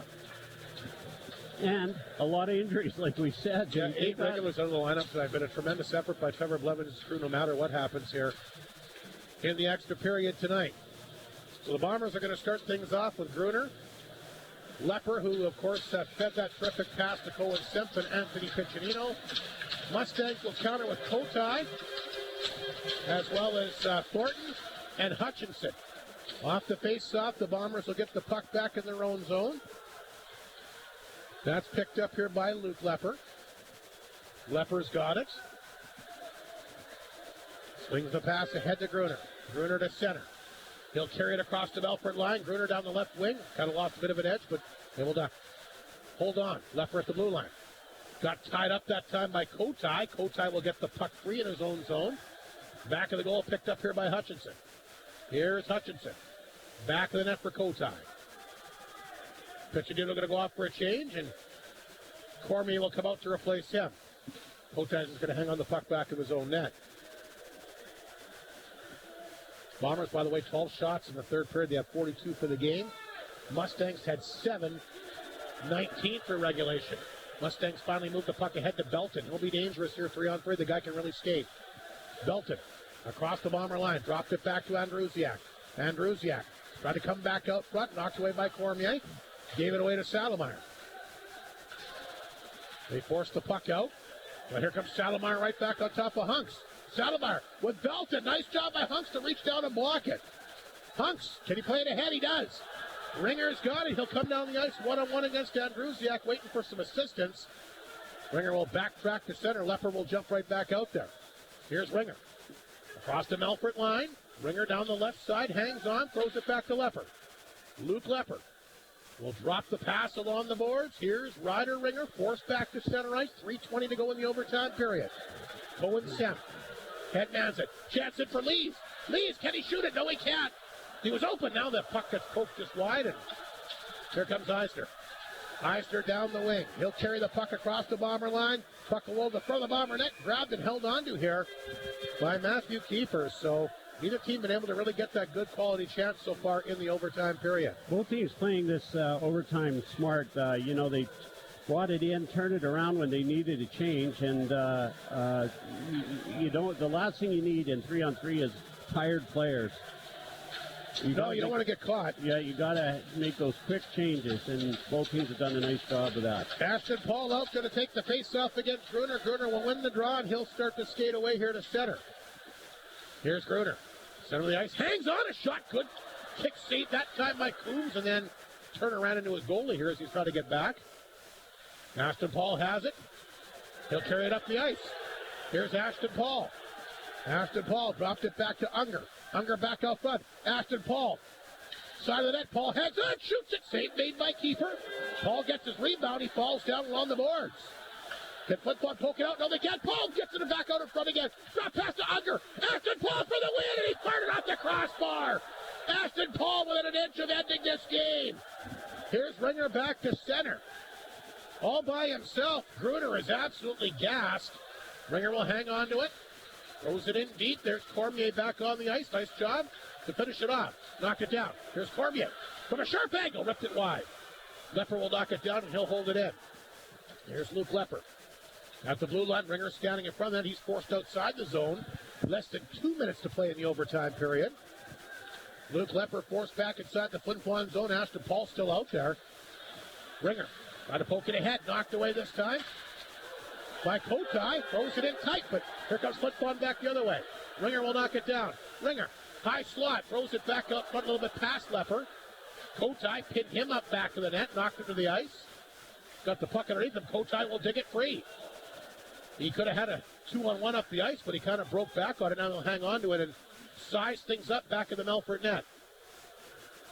1:21 to go in the overtime period. Kotai again will just hang on the puck back of the net. Takes a look. He's in no rush. Like you said, he wants to make sure he doesn't give the puck away. Here comes Thornton. Dropped it back to center ice. Picked up here by Hutchinson. Leaves it there for Saddlemeyer. Saddlemeyer in across the Bomber line. He's forced out. 1 minute to go in the overtime period. Just the one shot here by the Bombers in overtime. Both teams have been very conservative, like Mike Slip mentioned.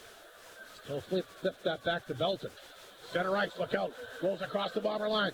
Thornton in tight after. He'll pick it up inside the Flin Flon zone. Here's Ty Thornton along the boards. Ty Thornton back of the net. Got two guys out front.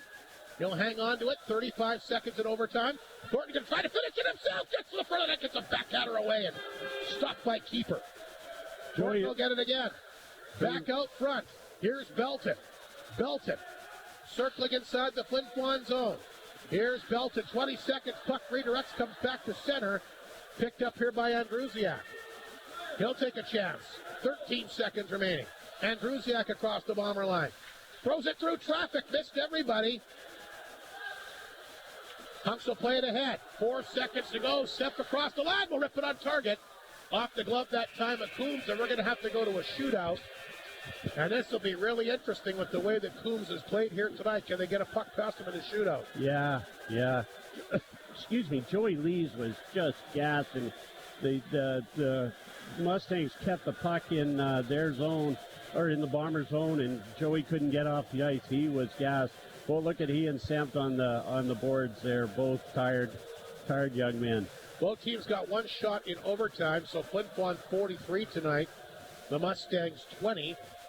And we'll get a bit of a break, and we'll get down to the shootout here. Goals been tough to come by both ways, but boy, Flin Flon really not a lot of opportunities. They've not been good in overtime this year. No, it wasn't. They were not bad. They've had. They didn't get set up to get any good scoring chances. One, and I think the Mustangs are just comfortable settling for the point they got and taking it to a shootout. Looks like the Mustangs are going to shoot first. So keeper will make his way back to the net. And Kotai, who leads the league in goals with 32. I guess it's not much of a surprise that he's going to shoot first here tonight. Yeah, he'd be my pick. So Kotai will get the chance here to put the Mustangs up in the shootout. Of course, they'll go 3 shootouts apiece. Here comes Kotai. Whenever they make the whistle, he'll pick it up. So Kotai, one of the top offensive players in the SJHL, has the puck. Across the Bomber line, takes his time, walks in, makes the move, and gets it through the legs, but he goes wide. A good save there by keeper. Yeah, Matt got a piece of that one, Rob. Ringer, who had the penalty shot last night, got Scott Old. How much you want to bet that he shoots stick side tonight? He went glove side last night. Coombs burnt him. Let's see what happens. Here he goes. Ringer will get another opportunity. And he's coming down the right side. Not much to shoot at. Shoots and tries to go 5 holes. See what I tell you? Trying to go stick side there. Yes, he did. He wanted to stay away from that glove hand. But Coombs, boy, he is tough to beat. Ashton Paul, been the big story here. Oh, and he's getting booed. The Boo Birds will come out for Mr. Ashton Paul. I don't think he cares. He'll pick it up at center. Probably happy to hear it. Ashton Paul. He's going to go wide along the left-hand boards. Cuts the middle of the ice. Paul, good move. Does he get it through? No, he doesn't. Good save by keeper. Looked like he might tuck that one home, but Matthew Keeper the save. Keith Gruner, who's had lots of chances tonight, Mike, but has had a hard time hitting the net. It's redemption time for Keith Gruner. He's got the second most amount of goals in the league with 31. He'll take his time slowly across the line. Gruner moves in, backhander over top of the net. And Coombs so big and such a strong presence, there's not a lot to shoot at. Goalies don't get credit for a shot like that misses in that. He got a piece of that one. He forced him. Here comes Hutchinson. He'll come across the Bomber line again down the left side. Hutchinson, little deep move here, shot, good save by Matthew Keeper. The keeper been standing tall tonight in the shootout as well. And now we'll get to the extra rounds. Here comes Carter Cormier. Had a crossbar earlier tonight. He'll pick it up. He'll come down the right side as well. Carter Cormier. Couple zigzag moves. He scores! Carter Cormier will get it, and that'll be the winner. The Flin Flon Bombers find a way to get her done here tonight. Christian Coombs near perfect. And I guess you can't stop everything, although he certainly tried. Tell you what, that doesn't take away from the performance of Christian Coombs here tonight. And I don't know how he's not the first star of this hockey game. Shootouts are goofy, Rob. I've said it a million times. It's a shame that a performance like that has to end on an exhibition, really, in my opinion. I'll tell you what, I'm happy for Matthew Keeper here tonight because the last time he got lit up in a shootout, and he was fantastic here tonight. He didn't have near the amount of work that his counterpart had. Coombs is obviously disappointed with giving up the goal, but I'll tell you right now, he was absolutely incredible. Referee giving the Bombers heck. I think they were. Well, they were kind of getting on Coombs. Anyway, a big victory for the Bombers. They finally get the late power play goal.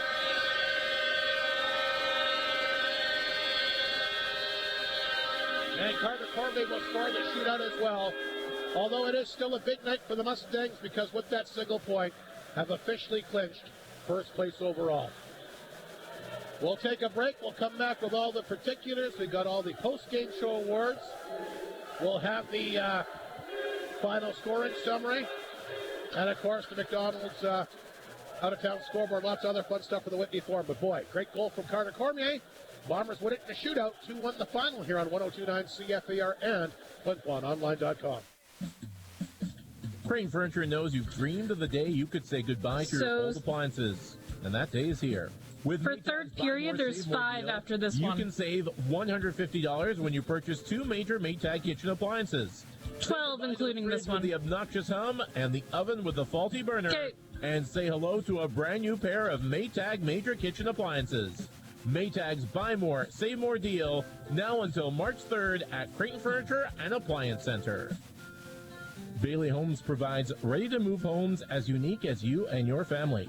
They'll be at the 1029 CFER Trade and Leisure Show this spring to answer any questions you may have, whether it be from the quality of the build to the care of the move. Let Bailey Homes make your dream home a reality. They have the experience delivering custom-made homes to the north. Find out more by calling 1-855-773-0217 or visit bailey-homes.ca. Bubbly sparkling water is the best. It has the fizz that gives the zest. With lots of flavors, there's no contest, cause you know bubbly. What are you doing? Just rapping about bubbly sparkling water to tell people how good it is. Is that really necessary? Well, you know, I wanted to, Why don't you just tell them that bubbly sparkling water has no sugar, no calories, and it gives you that refreshing and delicious taste you crave? I think that's a better idea. Arctic Beverages, proud supplier of bubbly sparkling water. Crack a smile. Last one. Northland Ford proudly supports the Flin Flon Bombers throughout the SJHL season. We know that the Bombers will play tough like the Ford F-150, the toughest truck on the market for over 40 years. Northland Ford helping the community cheer on the Bombers as they work to bring a championship to the best fans in the league, and they provide you with the best selection on their lot. In the north, for the north, Northland Ford, the dealership to tell your friends about. Well, after a tough first period tonight, the Flin Flon Bombers has got better and better as the night went on. Took advantage of 7 power plays to finally score a goal. But boy, Christian Coombs tonight, absolutely electric. What a goaltending performance from him. For the Bombers, like I said, I wouldn't call it an awful first period tonight, Mike, but it certainly wasn't a great opening period. But like I said, the night went on, got better and better, had a lot of good chances, and finally able to get a goal there late in the game. A power play marker by Semp got the game of the shootout. And, of course, as we just saw moments ago, Carter Cormier with a nice slick move will score the fourth shooter the only shooter to score in the shootout either way. And the Bombers will pick up the 2 points. And we talk about Melfort clinching first with that victory tonight for Flin Flon. They're 35th of the year. Could go a long way as well to solidifying them finishing second, which is big because, again, like I told you, you can talk about the Melfort Mustangs all you want. You still got to beat 2 teams to get there and play it if it happens. And the Weyburn Red Wings are good. Melville, Yorkton, a lot of other clubs here that could have a say in what happens. I mean, Flin Flon and Melfort, other top 2 teams, doesn't mean it'll wind up that way in the finals with some other good clubs. So that's a big 2 points for Flin Flon tonight. Yeah, all the way to 8th place. I mean, the Kindersley Clippers and the Laurent Ice. And Kindersley came back and beat Laurent in overtime tonight. Yeah, Dawson Carroll, by the way, got his 22nd goal in that one. Great season for Dawson Carroll. But yeah, you know, you're right. The Bombers didn't play that terrible of a first period, but the Melfort Mustangs played a fantastic road first period. Yeah, they did. They really took it. And I think that, you know, you have to give credit where credit is due there, and that's the Melfort Mustangs doing a fantastic job. So let's recap the final scoring summary. We don't have a lot of goals to get to tonight. Ashton Paul looked like that one might actually stand up. He got an early power play goal at 2:54, his 6th of the year from Turner. 1-0. He thought he made it 2-0 when he had a chance in the. Was that late in the first? Yeah, it was still in the first period. Keeper's mask came out, so they blew the play down. So it stayed 1-0. It would stay that way up until the 14:49 mark here of the third period. Cohen Semp, the recipient of a terrific loop leper pass out front. He redirects it through the legs here of Christian Coombs, who was one of the best goaltending performances I've witnessed certainly all season. Finally got one past him for his 13th at 14:49. They couldn't get any more goals in regulation. 3-on-3 overtime settled nothing, so here we go to the shootout. And Carter Cormier, like we mentioned, able to get the goal, and he'll finish things up for Flin Flon. For some reason, I thought Melfort still had another shooter, but I guess after... I thought so too, Rob. I didn't realize that they weren't until everybody was celebrating on the ice here. Yeah. I thought that somebody else might get a chance to answer, but I guess it's different. I mean, it just... you go long. I guess it's like the NFL. Whoever scores first, right, wins in overtime. Yeah, once you get to those later rounds. Anyway, Carter Cormier scores in the shootout. That is the difference maker here tonight. And with the victory, the Flin Flon Bombers will improve to 35-12-3-1. And with the victory, lead Weyburn now by 10 points. and Yorkton by 11 for second overall. So, again, congratulations to Melfort Mustangs. They get the point. They do clinch first place overall, but like I said, a big victory for Flin Flon tonight. We will take one more break, Mike. We'll come back with all your post-game show awards momentarily and find out who we got for the KFC 3 stars. Should be lots of candidates for the crunch of the game tonight and, of course, the warrior of the game. So, Bombers win it in the shootout. An exciting one here tonight in front of a packed house. Carter Cormier, the shootout winner. We'll take a break. Post-game show awards are next on 102.9 CFAR and FlinFlonOnline.com. The North of 53 Co-op is not just a building, card lock, or a food store. It's a group of people working together to help their neighbors build our community. I thought my mic was on. The North of 53 Co-op is a different kind of business. It's built by you and for you. Co-ops are found all across Western Canada, but the North of 53 Co-op offers the products and services needed by us. That's why it's not just a catchphrase, it's a fact. At the North of 53 Co-op, you're at home there. Hud Bay is proud to be a sponsor of this Bomber broadcast. From donations for bursaries, hockey schools, clubs, community events, charities, and so much more, Hud Bay has supported our community with dedication and generosity, contributing to events and organizations. Hud Bay thanks the people of Flin Flon for their continued support. Every show binged, eating 8 times a day, and walls are starting to ramble at you? This is cabin fever, and it's time for Shane's. How about picking up a new acoustic skill with a new crisp guitar or a booming drum set? Or bring those big family game nights back with a new game for any age. Stop the walls from talking to you and beat down cabin fever with selection unlike any other. Shane's at the Otinike Mall will beat those indoor season cabin fever blues. Take charge. Head to Shane's at the Otinike Mall. McDonald's at your Walmart location in Flin Flon, home to all your favorites, the delicious Quarter Pounder, Big Mac, Cheeseburger Deluxe. How about those great French fries and, of course, the Chicken McNuggets? And brand new to the menu, the McSpicy Mango Crispy Chicken. And how about the Lemon Fruit Splasher and the Spicy Mango Splasher? And coming up very, very soon, the return of the one and only Shamrock Shakes. Once again, McDonald's at the Walmart location, featuring all the McDonald's items you've known to come and love throughout the years. The brand new items, and remember, available to serve you at the Flin Flon drive-thru location all week from 7 a.m. to 9 p.m. McDonald's in Flin Flon, proud to support hockey and proud to support your Flin Flon Bombers. All righty, we're back here at the Whitney Forum. Post-game show award time now. Mike Slip will begin with the KFC 3-star selection. There's a lot of great performances out there tonight, Rob. Third star, I'm going with Carter Cormier, not only because he got that shootout goal. I thought he played a great game. He's so smooth, got great hands. Carter Cormier's been a real great addition to the Flin Flon Bombers. Second star is going to Cohen Semp. Cohen Semp scored a beautiful goal on a great pass. But again, not only that goal, but the fact that he made stuff happen. He was in front of the net. He played, in the second and third period, I thought he was the best Bomber. And first star, it's tough to pick a losing goalie and a goalie from the out-of-town team. But Kristen Coombs was just unbelievable tonight. And if it wasn't for him, this game would have been, well out of hand. So Kristen Coombs gets our first star for the Melfort Mustangs. Just dialed in. He was. He was solid. He's a solid goalie. And you're right, they didn't miss a beat losing Ben last year, and everybody thought that was going to be a real problem. Well, sure did, because of how good he is, He's right? fantastic, yeah. So Warrior of the game, Rob? Sure. This was really tough because I thought the Bombers had a lot of great players. I'm going to give it to Ryder Ringer. He was flying all over the ice. Never has a bad game. Never, ever. But I'm going to give some honorable mentions if you don't mind. Go right ahead. Matt Keeper, in shootout, unbelievable.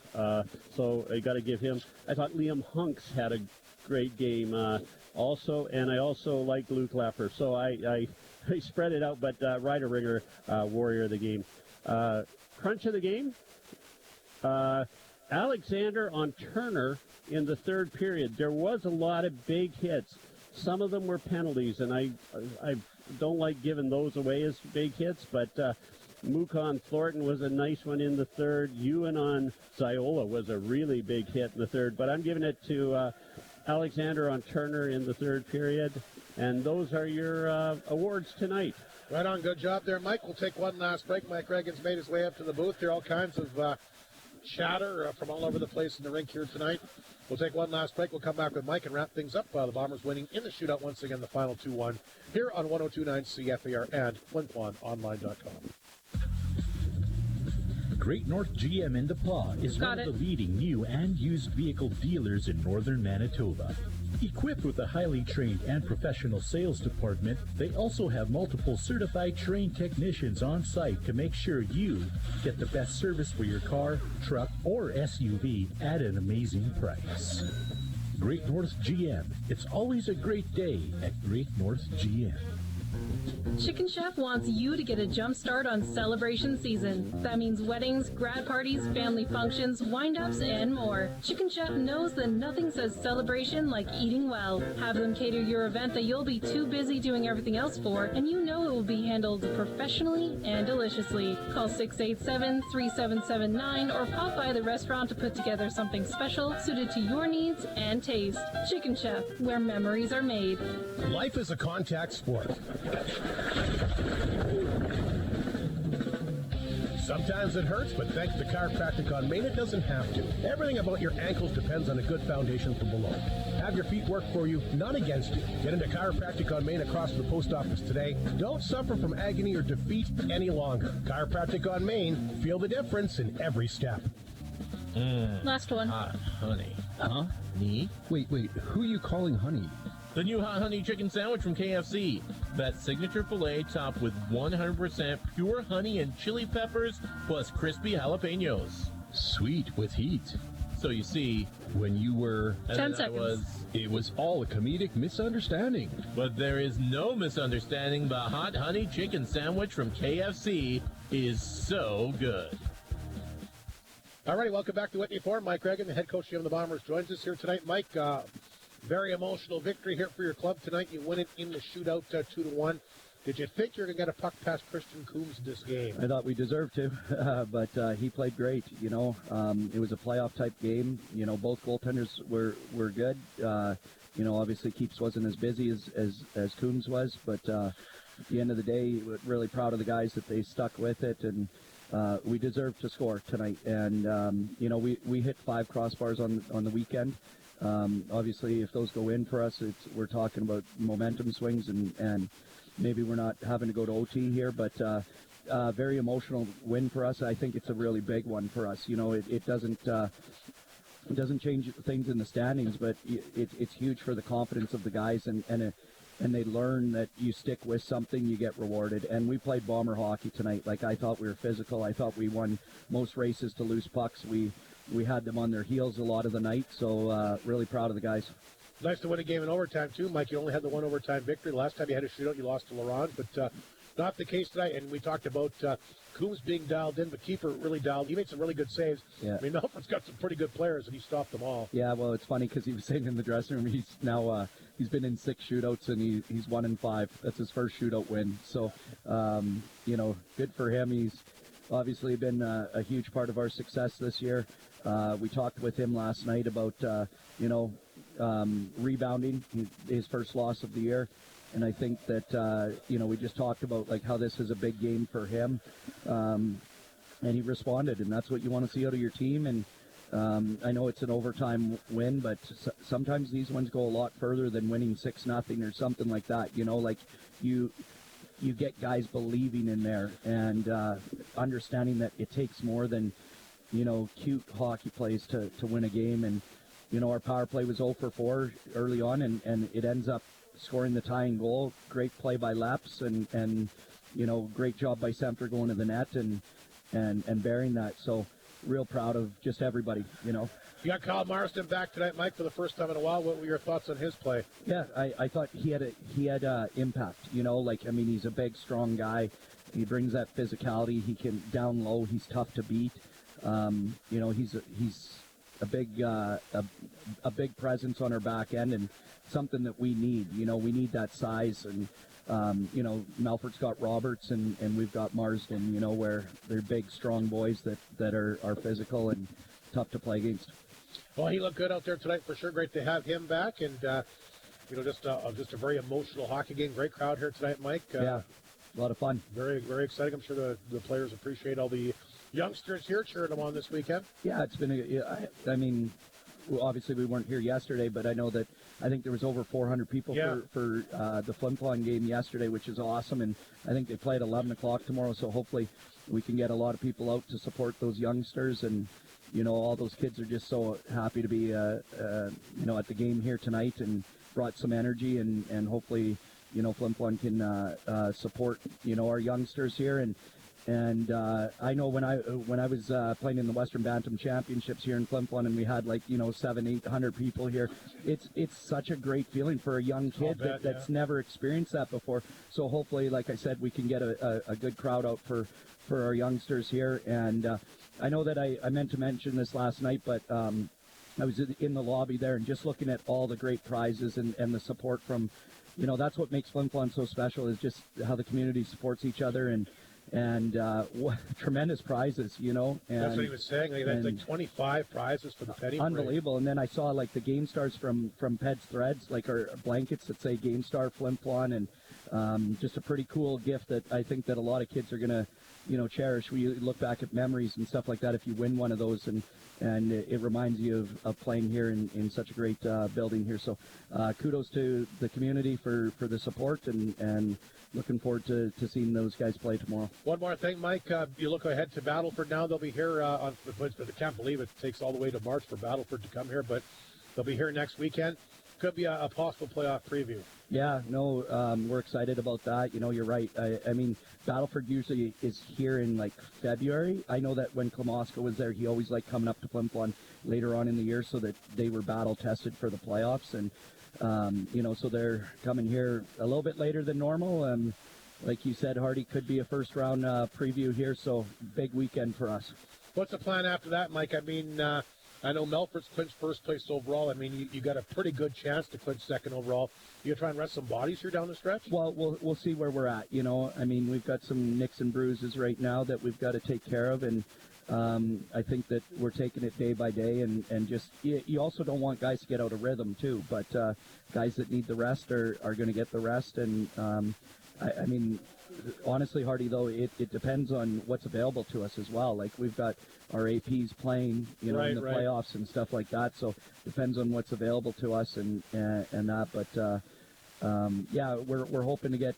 We've got Bennett Livel coming up tomorrow, the defenseman that played here earlier on, not too long ago, a couple weeks ago, I think, and he's going to come up and join the team here for a bit. And we're hoping that Olofsson's good to go here shortly. It'd be nice to get him in next weekend if we can, but we'll see how he's feeling. What's the status of Arbery? Reno just a little bit nicked up here, and I think that we'll see where he's at, tomorrow and Monday, or probably Monday, give him the day off tomorrow and that sort of thing. But yeah, I don't think it's anything too serious, so hopefully he'll be good to go. Right on, Mike. Big win. Thanks for joining us, and thanks, enjoy the rest of your weekend, and I guess we'll chat with you some point next week. Yep, right on. Mike Reagan, the head coach team of the Bombers. Once again, Flin Flon holding on for a 2-1 shootout victory here. Quickly, before we wrap things up, we'll look at what's happening around the SJHL here tonight. Of course, a big win for the Kinnersley Clippers tonight. Dawson Carroll, the former Bomber, scores the tying goal on the power play, and Russ Demo gets the overtime winner. So Kinnersley comes from behind to beat LaRange in overtime 3-2. That's a huge victory because that means the Clippers will stay a point up on. They'll get 2 points to move up to 26. LaRange will get the 1 point for overtime, so still 1 point behind. That's a big, big game at the Mel Hedlund Uniplex tomorrow. Other games, Battleford very well could be a playoff preview. They've doubled up on Estevan 6-3. We also had Melville in the shootout, 11 straight victories. They beat Humboldt 3-2. So that means that the Stars are now 2 points up on Humboldt for sixth place. So very well could be Flin Flon Humboldt too. Looking like either Humboldt or Battleford, most likely the Bombers' first round playoff opponents. So Melville in the shootout, they're red hot. Does anybody want to play them in the playoffs right off the hop with how hot they are? Yeah. As they win in the shootout once again, 3-2 here tonight. We mentioned, of course, Battleford 6-3 over Estevan, and of course the big victory for Kinnersley. In overtime, they beat the LaRange Ice Wolves by a score of 3-2. So lots of hockey coming up here tomorrow, Mike. Again, great job by the host committee here. fantastic. I know that Adam and his team have been working hard for a long time, securing sponsors and promoting it and making it a real special event for these young players. And Mike Reagan hit it on the head. Some of the best memories I've had as a parent and my kids have had as minor hockey players are at things like this.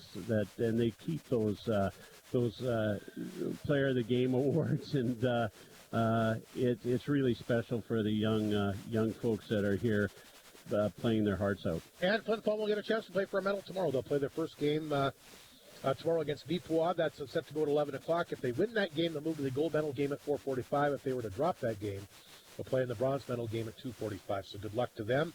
Should mention Northland Ford Bombers, a big night as well, as they picked up the victory. They knocked off Portage earlier tonight, so they beat them 6-5. So they get to play against Browning tomorrow at 1 o'clock. So both the U11 teams doing very well out in provincial. So good luck to the Northland Ford Bombers out in St. Claude tomorrow as well.